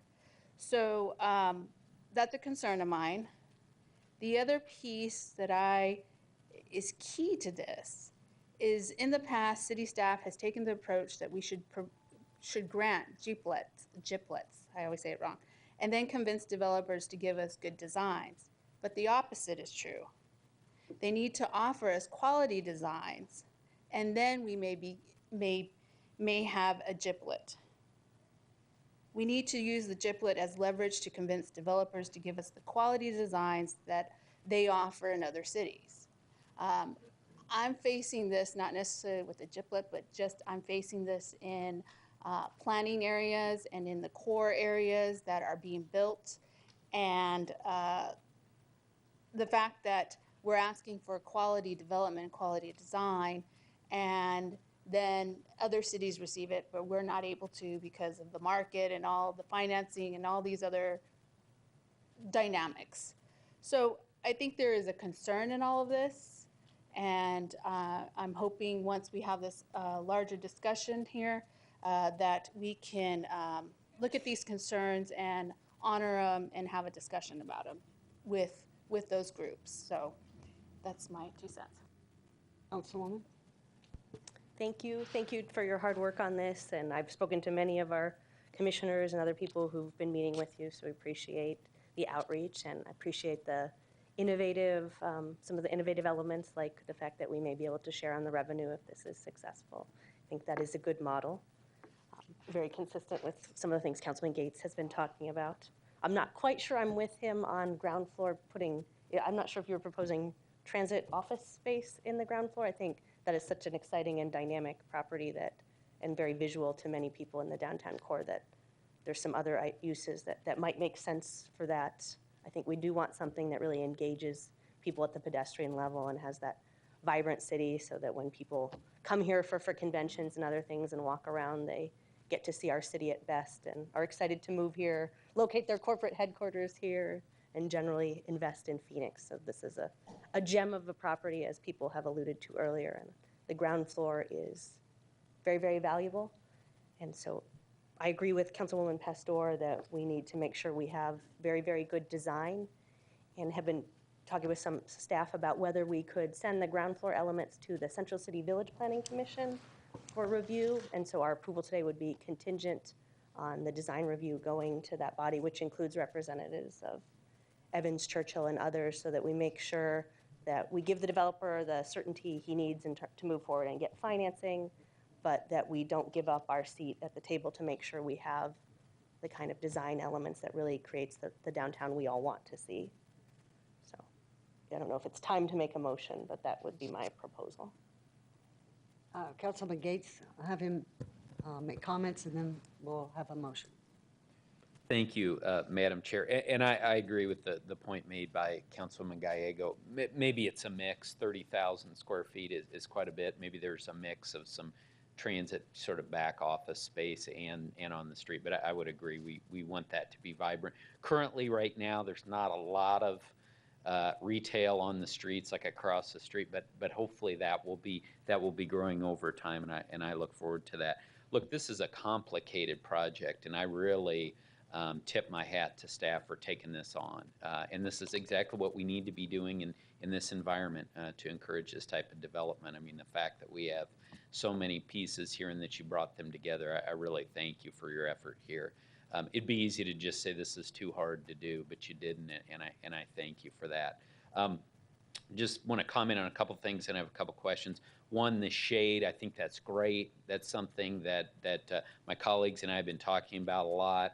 And the shade opportunities are going to be great there. I would encourage you to look at the possibility of solar on those shade structures. I think that would be a great fit, and we would have an off-taker there in either if it's a city in there or if it's some commercial development. I think that would be a real positive. I thank you for working with the school district to get to the point of their support of this project. I know that wasn't easy, and I think that's extremely important.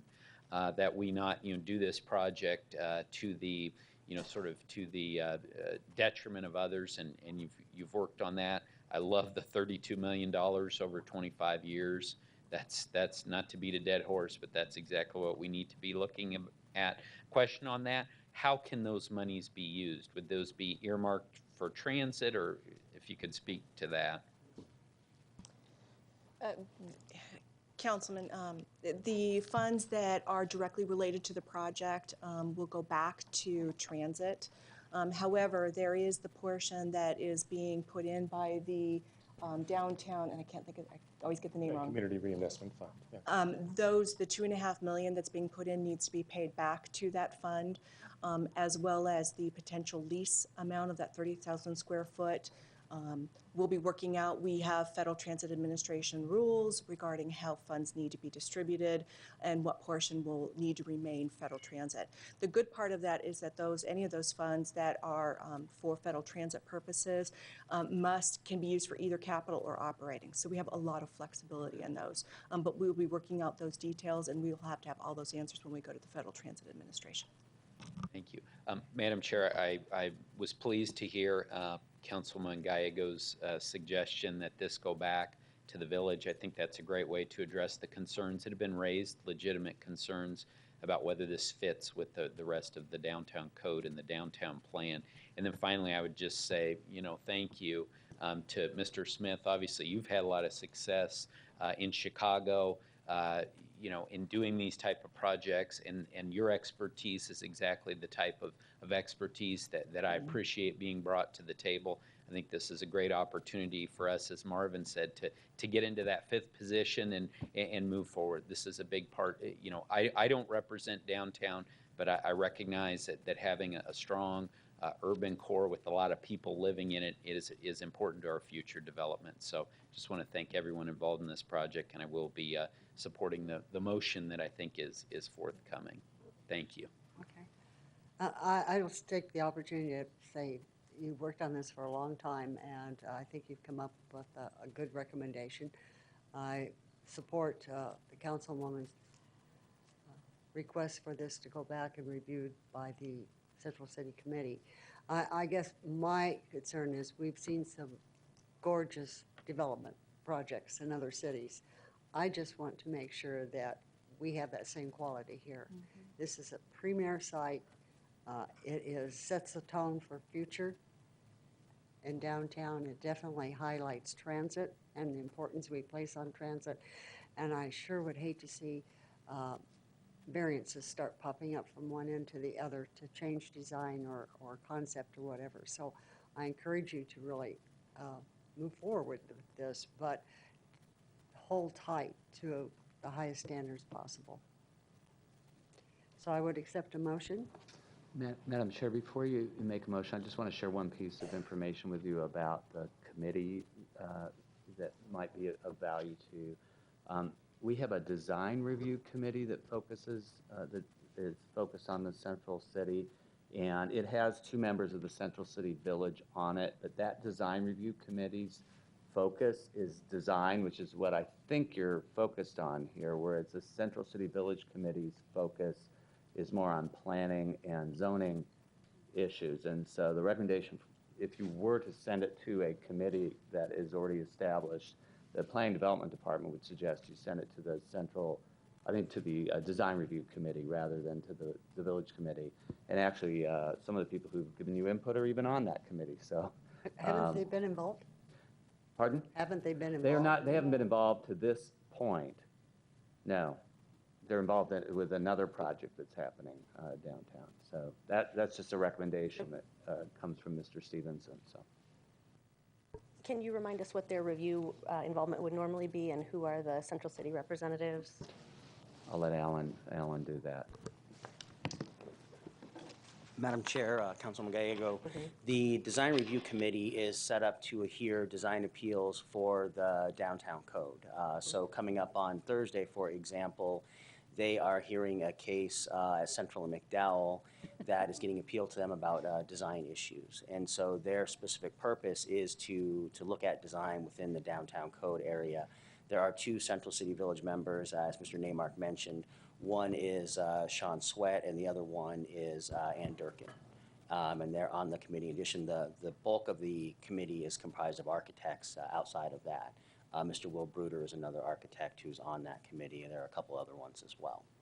And do they have expertise in transit-oriented design? They have expertise in architectural design. I'm not sure if any of them have expertise in transit design. I know Mr. Sweat, does have that from a transportation perspective, and is very focused on that, kind of first 20 feet of a development. And so I'm sure he would provide those same comments from the Central City Village or from the Design Review Committee. You just get additional perspective of other architects from the Design Review Committee that you don't necessarily have with Central City, which is more layperson focused. Did they review previous projects that received the GIPLET in the downtown area? Madam Chair, I don't believe they did. Councilman Gallego, no, they don't. They only hear things based upon appeal in the ordinance. But since they are set up to look from a design perspective, it makes sense if as part of a GIPLET, you're looking at design to use that group that's already there. Madam Chair and Councilwoman Gallego, to further answer your question, this committee was actually established because of concern in the downtown community about the design of downtown-related projects. And so that's why it was actually created when we did the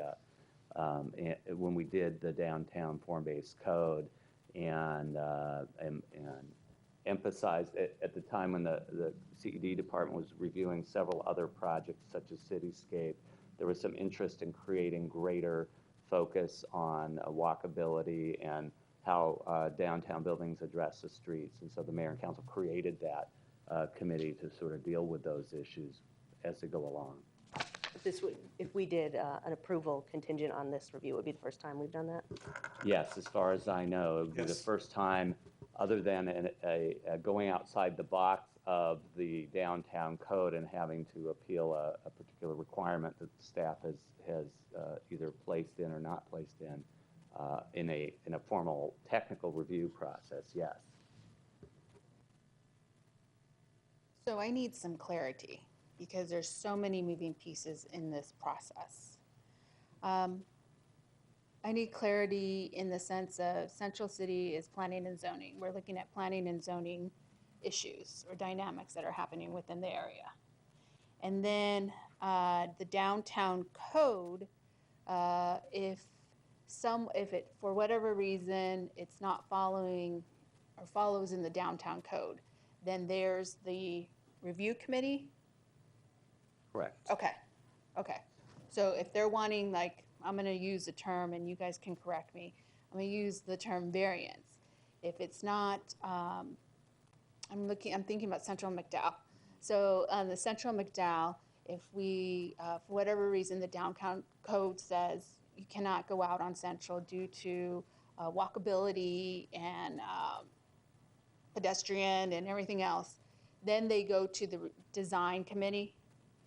Correct, Madam Chair, Okay. Councilman Pastor, yes. Okay. I think the difference here is in anticipation of what Councilwoman Gallego and you were saying in terms of your desire to get additional input, given the fact that we are providing them with financial support through the GIPLET, financial support through the recommended process, I think the idea is if you want them to do a review, they may be compliant with the downtown code, but I think what I'm hearing you say is you would like additional design review on this project as a result of the city putting financial support behind the project. And this committee just happens to have that expertise. So it would be different than them deciding compliance with the code. It's really them providing input and suggestions to the staff and the mayor and council based upon the fact that we are providing financial support to the project. Okay. Do we have a motion? Councilman Williams, if Sorry. I just, and members of the subcommittee make a point of clarification. Staff is very supportive of what you proposed. I think we absolutely think that's workable and doable and look forward to working through that with you all. I think it would be important to recommend approval of the project and that the trigger is construction can't commence until this review and consideration has been concluded.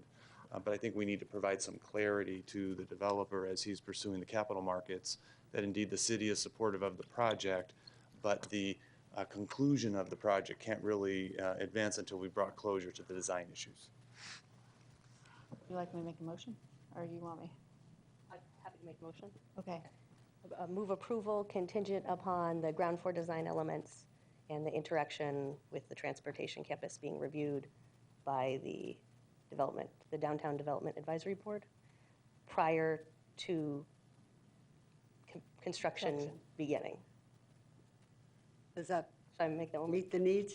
No, I think that does just perfect. I think just for clarity, I think it's does That- Alan, the name is. Subcommittee. Thank you. Yeah. Because but I think that's clear and fine for us.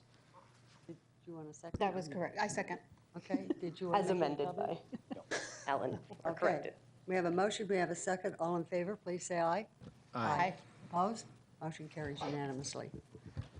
Maria, can you just stay put? And I know that this, I asked you to put this on because I want to continue to publicize this committee, and I want to emphasize that it is a transportation plan we are talking about, not just a transit plan.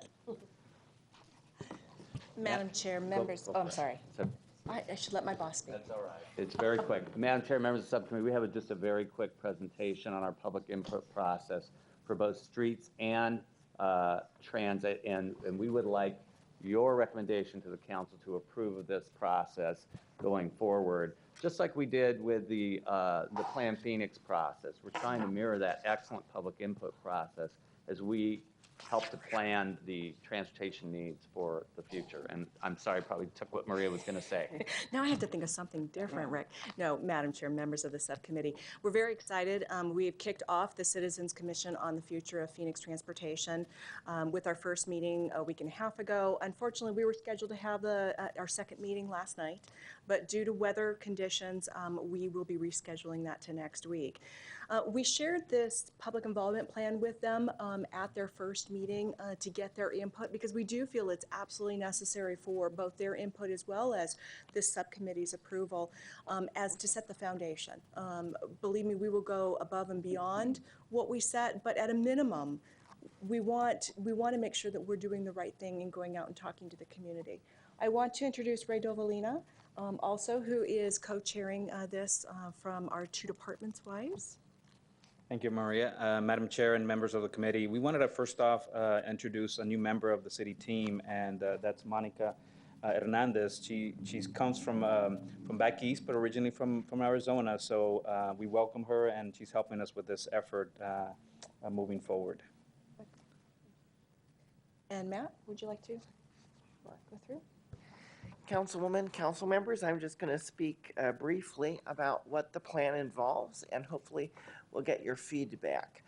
First of all, one of the primary goals for our public involvement process is to provide you and the members of the public who are participating in it accurate information for decision making. From our vantage point, that means that they know what we're going through, and then also the ways that they can provide feedback to iterate the process as we're going forward.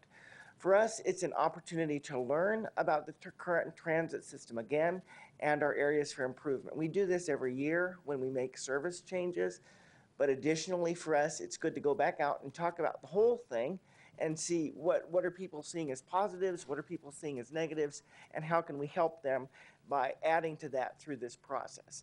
In addition, it provides many points for people to provide input so that however they're able to participate, they can do it effectively and meaningfully. And then last but not least, of course, that they'll be able to be engaged over the entire period of the plan and be able to give us feedback from the start to when it would be finalized potentially at the end of this year. So for those of you who may not have thought about it recently, for us, qualities of effective outreach mean that we're meeting people where they are. So we're getting out to transit centers and facilities, that what we're doing is geographically distributed throughout the city, and that it covers diverse populations, including low-income, minority, and limited English populations, as well as different groups such as business organizations, social organizations that may have participants who ride transit, and any other group really who wants to talk to us. I always like to say I'm kind of a shoe leather kind of guy. I like to get out where people are, and I love to talk to as many folks as are interested, because in the end, that broad net is what makes us successful. And of course, as we're working with streets, I will toot my own horn a little bit. this is the transit side of things, but until very recently I was working in streets, so I am very familiar with both sides of this and very confident in working with Monica to push this forward through the end of the year. Matt really likes Monica because Matt was doing 2 jobs until Monica came, so. Yes, yes, and now I have even more time to devote to this process, so that's great. What are we doing to provide that outreach? One of the key things that we're using is talktransportation.org. Chairwoman, you were able to be there, of course, and Councilmember Williams, Councilwoman Williams, Councilwoman Gallego were able to be there, as well as Councilman Valenzuela. It's going to be great for us because it allows us to catch a broad spectrum of people in the city. It's very easy to use. As they mentioned, we already have experience with this platform through MindMixer via the Planning and Development Department. In addition to that, which is kind of, for my mind, the base level of how we're getting that information, we'll be going out to a ton of community meetings. The committee already approved a list of 30 or 40 approximately, that we're going to start and basically snowball from there, get recommendations from those members where else we'll go. Jack Tevlin, who oversaw the last process we had, said he went to 200, so I'd like to try and beat that if we can. And of course, your offices will be able to provide us suggestions for how we can do that. In addition to that, we'll be going to community events, as many as we can, and presenting to specific technical organizations, transit specific, so that they can help us to get kind of feedback that we often need in working through these sorts of plans to ensure that community groups who have technical expertise are engaged. And then at the end of the process, if necessary, we can provide some form of formal public hearing when a plan would be more developed. And streets will also be doing that on their side too, is getting to their peer groups and talking with them. Oh, wait. 2 groups? I thought It's all one group, isn't it? It's all one group, isn't it? I'm sorry, I just mucked that up. What I meant was as we go out and do the outreach, public transit has groups that we talk to on a regular basis. Streets does also, with ACE and. Madam Chair, and just to add to the conversation, we have a lot of different other groups that we interact on a daily basis, on a regular basis. The Arizona General Contractor Association, dealing with them, and also the engineering and architectural engineering firms that are out there. I still think you need to have representatives from both sides at every Certainly. single meeting presenting. Yes. Certainly. So what I'm hearing is you guys are going to collaborate together collectively of the meetings and also have the one message. Yes. Because for us, it's a citywide transportation plan, and especially what we've gotten from the committee members was that feedback is necessary both for the transit improvements specifically, and since our passengers are basically pedestrians, that key connection of the street, melding the transit is necessary, and so we're taking all of that feedback. And do you have a timetable? So the timetable for us is that it's going to have to be completed by the end of the year, of course. That was council's original recommendation, was to have something by the end of the year. And so our process is going to have to complete, I would suspect, in November or the very beginning of December to ensure the committee that they're getting all the feedback that they need and want. One of the things that I should have mentioned was that, of course, we're going to the committee every time that they meet with an update on the public involvement process. And as we're doing that, we're asking them, do you want us to do anything else? Is there anyone that you've talked to who says they haven't talked to us, and can we go out and do our song and dance for them too? Because we definitely want to work hand in hand with those members, since they were appointed by you, to ensure that we're reaching everyone that they recommend.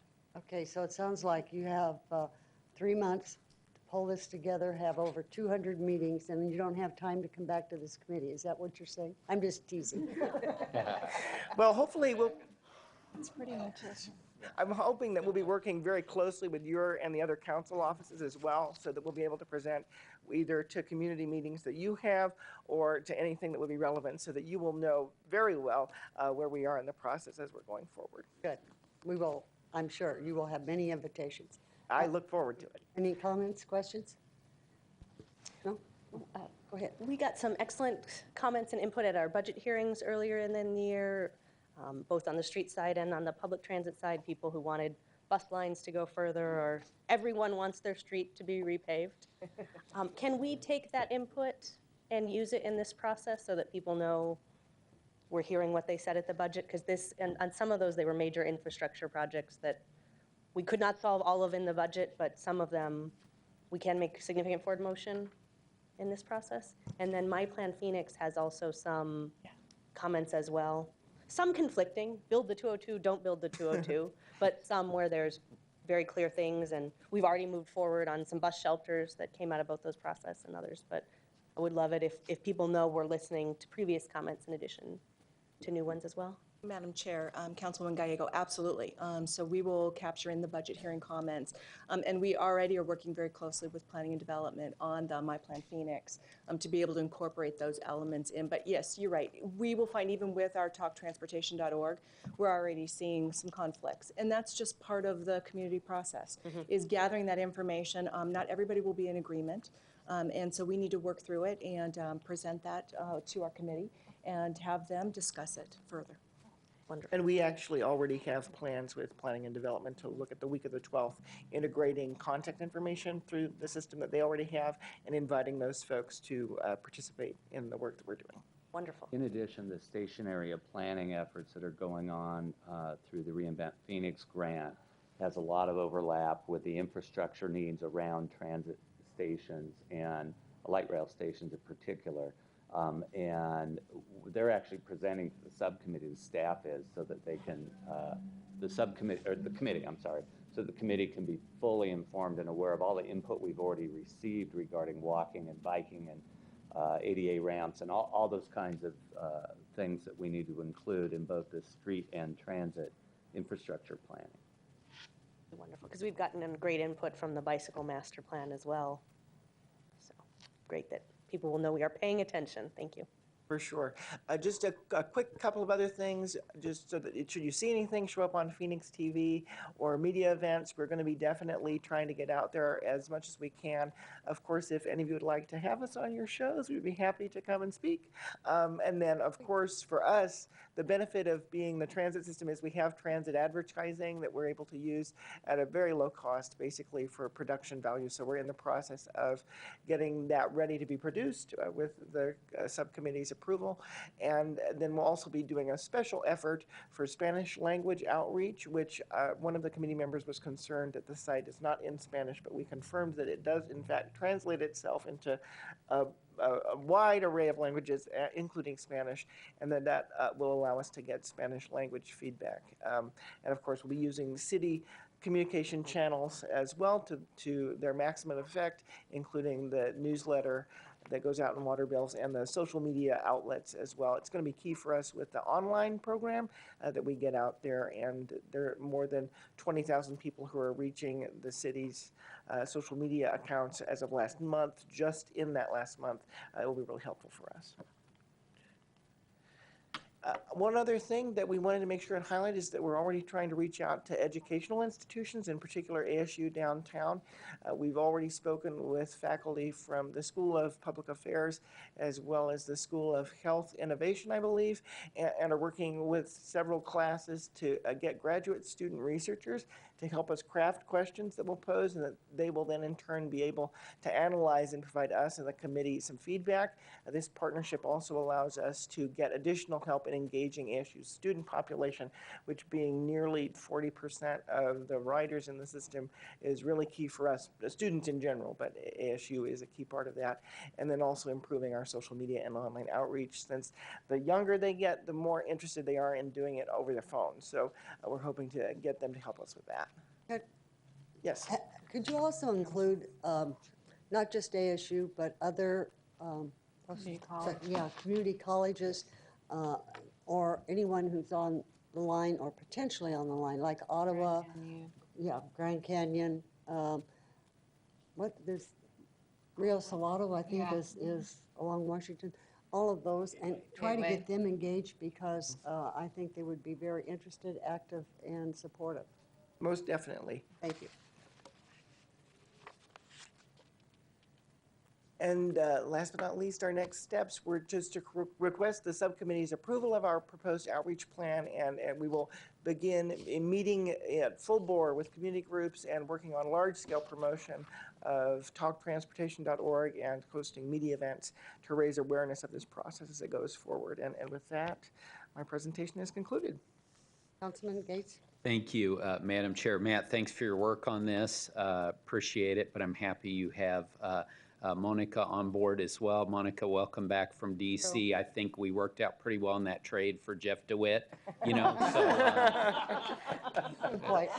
I like how that turned out. But I would agree with the comment about schools, and I think we should even go further to the school districts. Washington Elementary School District, you know, they have the business advisory meetings. We got 300 people at those. I think that'd be great. Kind of tap into some folks that may not necessarily come to our meetings otherwise. And then also, are you working with you know, Diamondback, Suns, etc.? Obviously, they've got a real heavy use of transportation systems, so I would encourage that as well. But just in general, I appreciate that you're looking at kind of non-typical groups to reach out to. This is important for everyone, including those people who don't necessarily utilize transit, but they see great value in it, and or if they don't see great value in it, we want to hear their voices too. So we want to make sure that's going on. And then finally, yeah, I would love to have you all come to, you know, I do a monthly coffee chat. I think it'd be great to have you guys come out and hear from our folks in District 3 on it. Thank you. Councilwoman? The August 26th meeting, that's the Citizens Committee on Future of Phoenix Transportation. That was the first meeting, correct? Okay. So the reason why I'm asking this is because my representatives went and obviously approved this moving forward, but they were a little confused as to, and I tried to give them as much information as to the purpose and engagement of this committee. And so how will they be involved from now all the way to, and I probably missed it, all the way to January in order to make sure that their constituency and their network is being engaged in all of this process? Well, of course, we will be reporting back to them at every meeting and asking for their input in terms of how they'd like us to move forward with the outreach process. Madam Chair, Councilwoman Pastor, we'll also be providing them with the feedback that we're hearing from the community. Part of it is that making sure that they have their work within their own committees, but also they are helping us with the communities. We're going to provide them the feedback that we receive so that they know what we're hearing. Right now, I think if we went on to talk transportation, it's probably about 90 pages long worth of data of all of the ideas that we've received. That's too much. So we're going to synthesize that for them and make sure that they start hearing the trends and the themes that we'll be hearing. And that's just on talk transportation. Also from our public meetings, we'll also bring back their comments and let them know about themes, ideas, challenges that we hear from the community. And bring that back at every meeting at the beginning of the meeting. And of course, if there's anything that we can do in particular that your office knows, we'd be happy to do it. Oh, I have, we're rocking and rolling right now. I just missed I had my coffee chat last Friday. I have a lunch chat that we're going to be doing, and then I have an HH chat. Okay. At 5:30. So I have plenty of things moving in right now in District 4. So you're more than welcome to join us at all three or one of them. So, so happy to let you know, and thank you for all your work. And welcome, Monica. Thank you. I wonder if we could have copies of the minutes of their meetings. That way, I mean, you wouldn't have to come so often to brief us, and as members, we would be able to pursue. If we have questions, we could then ask or follow up with you. Would that be easy? That would be easy. Okay. Do I have a motion? Go ahead.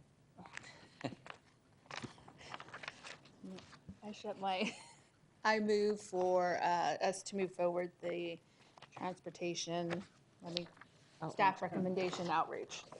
Second. Sorry. Okay, we have a motion and a second. All in favor, please say aye. Aye. Opposed? Motion carries. unanimously. Thank you very much. Thank you. And item 10 is for information, and it doesn't have to be that long, but I think you probably have seen this in the newspaper this summer about reservoir rehab, leaks, etc. So if you could give us a quick presentation on this, I'd appreciate it. Sure, Madam Chair, we mostly have photos to show you, which is pretty interesting. So Troy Hayes and Amy Conroy from the Water Services Department here talk about reservoirs. Good. Wow, we clear a room, I guess. I don't know. We're here to talk about aging infrastructure again. It's our favorite topic to come see you about. 70% of our capital improvement program is set aside to look at aging infrastructure. And one of the ways that we fund that is through the monthly water services bill. A portion of that is not only for operating, but it's also addressing the infrastructure that we have. Today we're going to be talking about concrete reservoirs and steel tanks. These assets, and one of the things that they do for us, it allows us to base load or run the plants at a consistent level. As the demands come up and come down during the day, it allows the reservoirs to match that. The reservoirs come up and come down as the demand comes up and comes down, and the plants run at a consistent level. The reservoirs and tanks are also used to meet fire flow. They're out in the system as the demands have an inrush of use over that. The tanks and reservoirs would respond to that. Amy Conroy, our Deputy Director of Water Engineering, is here to talk about what we're doing with concrete reservoirs and tanks and how we're making sure that they're here for years to come. Good morning, Madam Chair and Council or Subcommittee members. Troy kind of went over if I can figure out how to make this work. Troy went over my first slide, which basically talks about why we have storage. Like he said, it's to deal with differences in demand throughout the day, provide water for fire emergencies, as well as maintain water pressure. We're here to talk to you about storage tanks. This is a steel tank. This is what we call police tank. It's located on the north side of South Mountain and it provides water to portions of Levine and Estrella.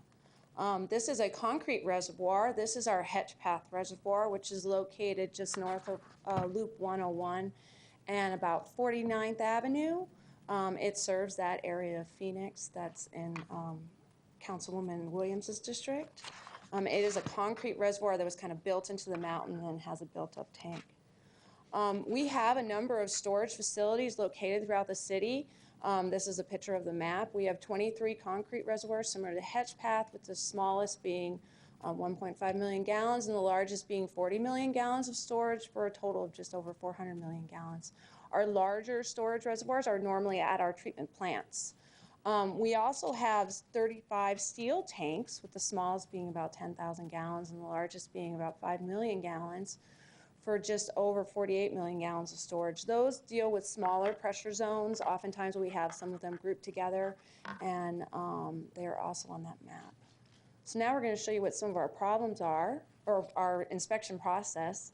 So we have a series of tanks, and this happens for both steel tank and concrete tank. We do an initial inspection and we do initial rating of them. The inspection is done in a couple different ways. If it's a steel tank, we open up the hatch without emptying the tank and we look in and see as much as we can. If it's a concrete reservoir, we may put a boat in it or a little, like a rowboat, and look at the roof and see as much as we can, and we make an initial inspection and initial priority. Based on that priority, we go in and do a detailed inspection where we actually take the water out of the tank and then re-rate it. So things that were bad to begin may get worse, or things that we thought were okay maybe become bad. Based on that detailed inspection, we fix things that we can, and then we go into a prioritization to actually do rehabilitation. Followed from that, we do our highest priority tanks first, we rehabilitate them or replace them, and then go back later and make sure that the job's still handled or continued well after construction, before the warranty is completed. Here's some example of some problems that we find in our steel tanks. This is coating failures on the roof structure.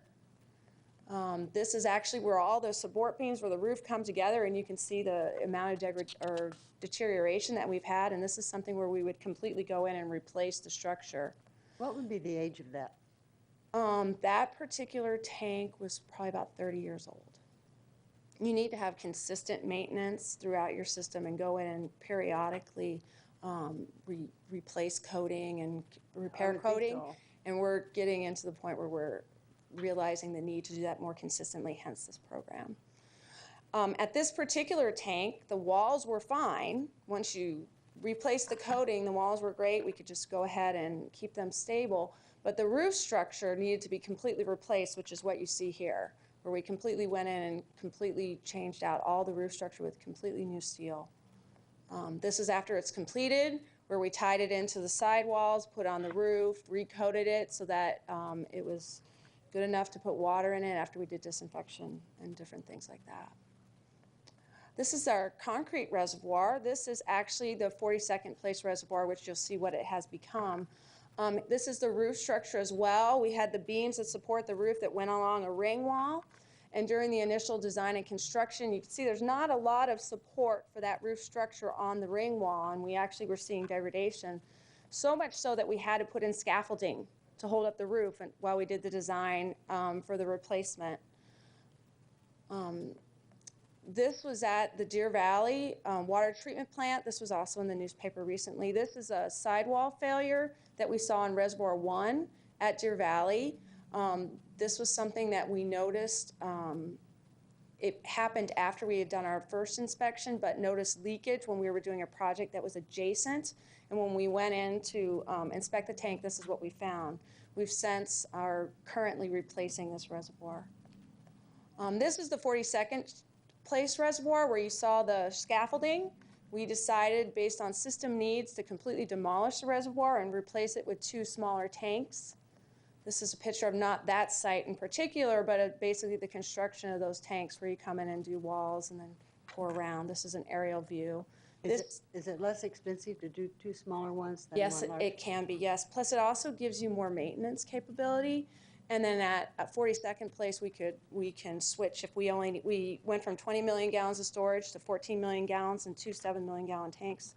So based on what system demands are, we can run 1 tank or both tanks, and we can switch back and forth. So it gives us a lot more flexibility within the water system. This is one of the other things we do with our concrete reservoirs is we put in new liners. The liners help prevent leakage. This is actually at our South Mountain Reservoir, and this is just what a new liner would look at, as well as we did some structural repairs to the roof. So this is what it would look like before we would put it into service. This is the completed 42nd Place reservoir. So with what you saw, that we saw the demolition. This is the 2 new tanks from an aerial view. We put it on the exact same site. We have a lot more flexibility here. We also did some trail improvements because this is in preserve. And this is what our completed product looks like. I forgot to say, and I was going to say earlier on our steel tank system, we have spent over the last 10 years about $27 million, and I have budgeted for the next 11 just under $37 million to do rehabilitation and replacement of our steel tank system. In our concrete system, we have spent, including the 2 replacement reservoirs that we've done at Deer Valley and this particular site, we have spent $76.5 million to do the 2 replacements, as well as rehabilitation of roofing structures and liners on our concrete reservoir system. And we have another almost $41 million budgeted over the next 10 years. I hope that was quick enough for you, and I don't know what happened to my question slide. That's okay. Do you have questions, comments? Councilman Gates? Thank you for the presentation. I know some people left, but I thought it was interesting. So, We think it's very interesting. Just one question on that 40, that's a pretty significant number, $40.7 million over the next 10 years. Now, clearly, our residents are not using the amount of water that we would have anticipated them using, say, 10 years ago.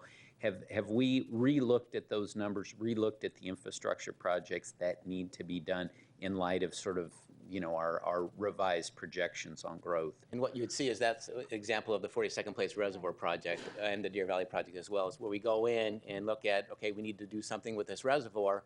Let's right-size it. Let's make sure that it meets the infrastructure needs as we have going forward, not necessarily what we've had over the past 50 years. And so that's one of the processes that we do when we're looking at what to do with this infrastructure. Which is why we went from a 20 million gallon reservoir to 2 14s. That gives us more flexibility to meet system demands. And on the steel tank system, we've actually taken tanks out of service that we no longer need within the zone. We have multiple multiple storage in some zones and not as much in others. So we really look at where we need the water to meet fire flows, keep consistent pressures, and then meet those diurnal demands. Thank you. Councilwoman? What was our system peak last year? Yeah, it's usually around 420-some million gallons a year. And it hasn't changed in about the last 10 years. So even with growth, we haven't seen an increased peak. Okay. Any other questions, comments? Well, thank you for coming and presenting this, because I think it's important for us to know, as well as the public to know. When you see that in the newspaper, you think, oh, no. We're drinking rust or concrete, and they don't understand what we're talking about and what it takes to maintain a system as large as the city of Phoenix. 'Cause what do you have, 8,000 miles of pipes or Yes, something like that? 7,000. That's Yes, right. we So it do. takes a lot to keep water pressure Yes, it even does. and to keep the flow going. So thank you very much. Appreciate Thank it. I think that brings us to public. Marvin? I'll give you all a quick history lesson of Phoenix. When I came here in 1944, we had 22 buses and 30-some-odd trolley cars. We had 7-day, 24-hour bus service. Today we are going ahead slowly and steadily, but not fast enough. We need regional public transportation for the disabled and handicapped and blind people. We talked about it in 2005. We had meetings over at the library. It was just about set, and then the financial situation changed and it died. We need to get back to that to help the people in the city of Phoenix and elsewhere coming into Phoenix to work and make a livelihood, to get the transportation that we almost had and do absolutely need. And with that, I'll say good afternoon, and let's go on and do what we need to do to help the city. Thank you, Marvin, and thank you for all the meetings you attend and the input and the representation that you give the community, especially your view from your chair is very important, and I appreciate hearing your comments, so thank you. It's my pleasure and duty, just like it was when I enlisted in the Navy in 1944. And you carry it well. Thank you. Future items. Councilwoman? I have the pleasure of chairing the NHD committee, and we were interested in looking at some of the recommendations that came out of the Reinvent Phoenix process, and then some comments that came out of talking with downtown developers about public utility easements and such. And they wanted me to check with this committee, since it also deals with infrastructure, and see who would be the best to review those. I think we could definitely go through this subcommittee, and I'm sure staff would be able to do a presentation on it. And I don't know, are there decisions to be made? I have not been briefed on this in any way. Yeah, our recommendation would be to come to the subcommittee with that item, and T&I or NHD? this subcommittee probably, I mean, it depends the context in which you're talking about it, but and maybe it's worthwhile for both, but at least one good thing is you're on both of them, so that's helpful.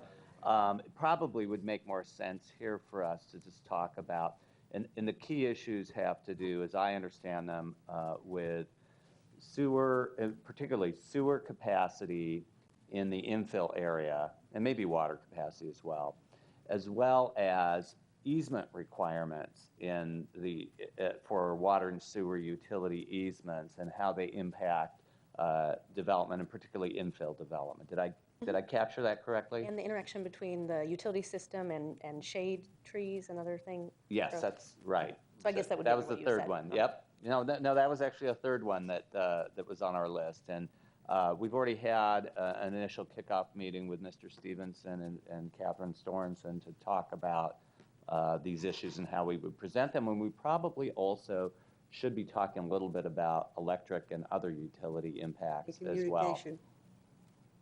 Yeah. Great.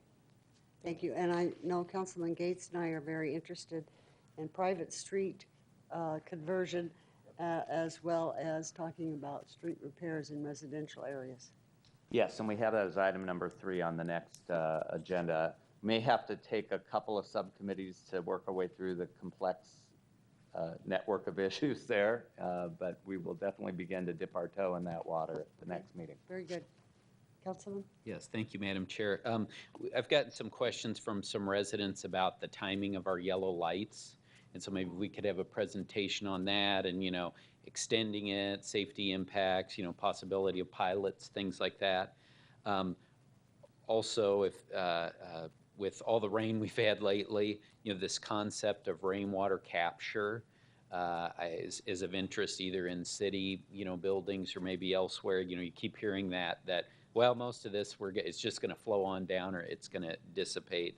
And so looking at that issue. And then finally, with the fact that, and I don't know, we're hearing debate whether this was a 50-year flood, a 100-year flood, or a 1,000-year flood, maybe a report on how our structures fared in this, since, we may never in our lifetimes have another experience like this, to kind of get some feedback. I know a few years ago we were discussing an issue up there in the northern part of the city, and what sort of year, can it be a 5-year, 10-year, all these. So I think these could be instructive for us and a good discussion.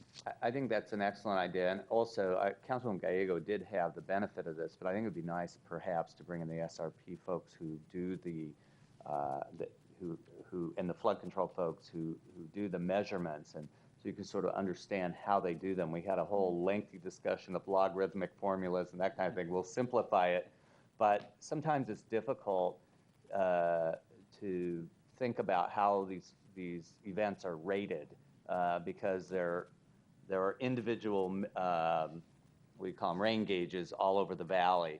And the way you think about them and the number of hours over which you think about them, I think it would be helpful and educational for you all and for the public. But we won't talk about the formulas. But it is, people are very frustrated. How can you have more than one 100-year flood event in a month? Right. And I would add to that, how we decided the 100-year was the mark to which we do planning. Can do that. People who are underwater think that might not have been the right choice. Okay, anything else? Hearing done, we are adjourned. Thank you. Good meeting. It was.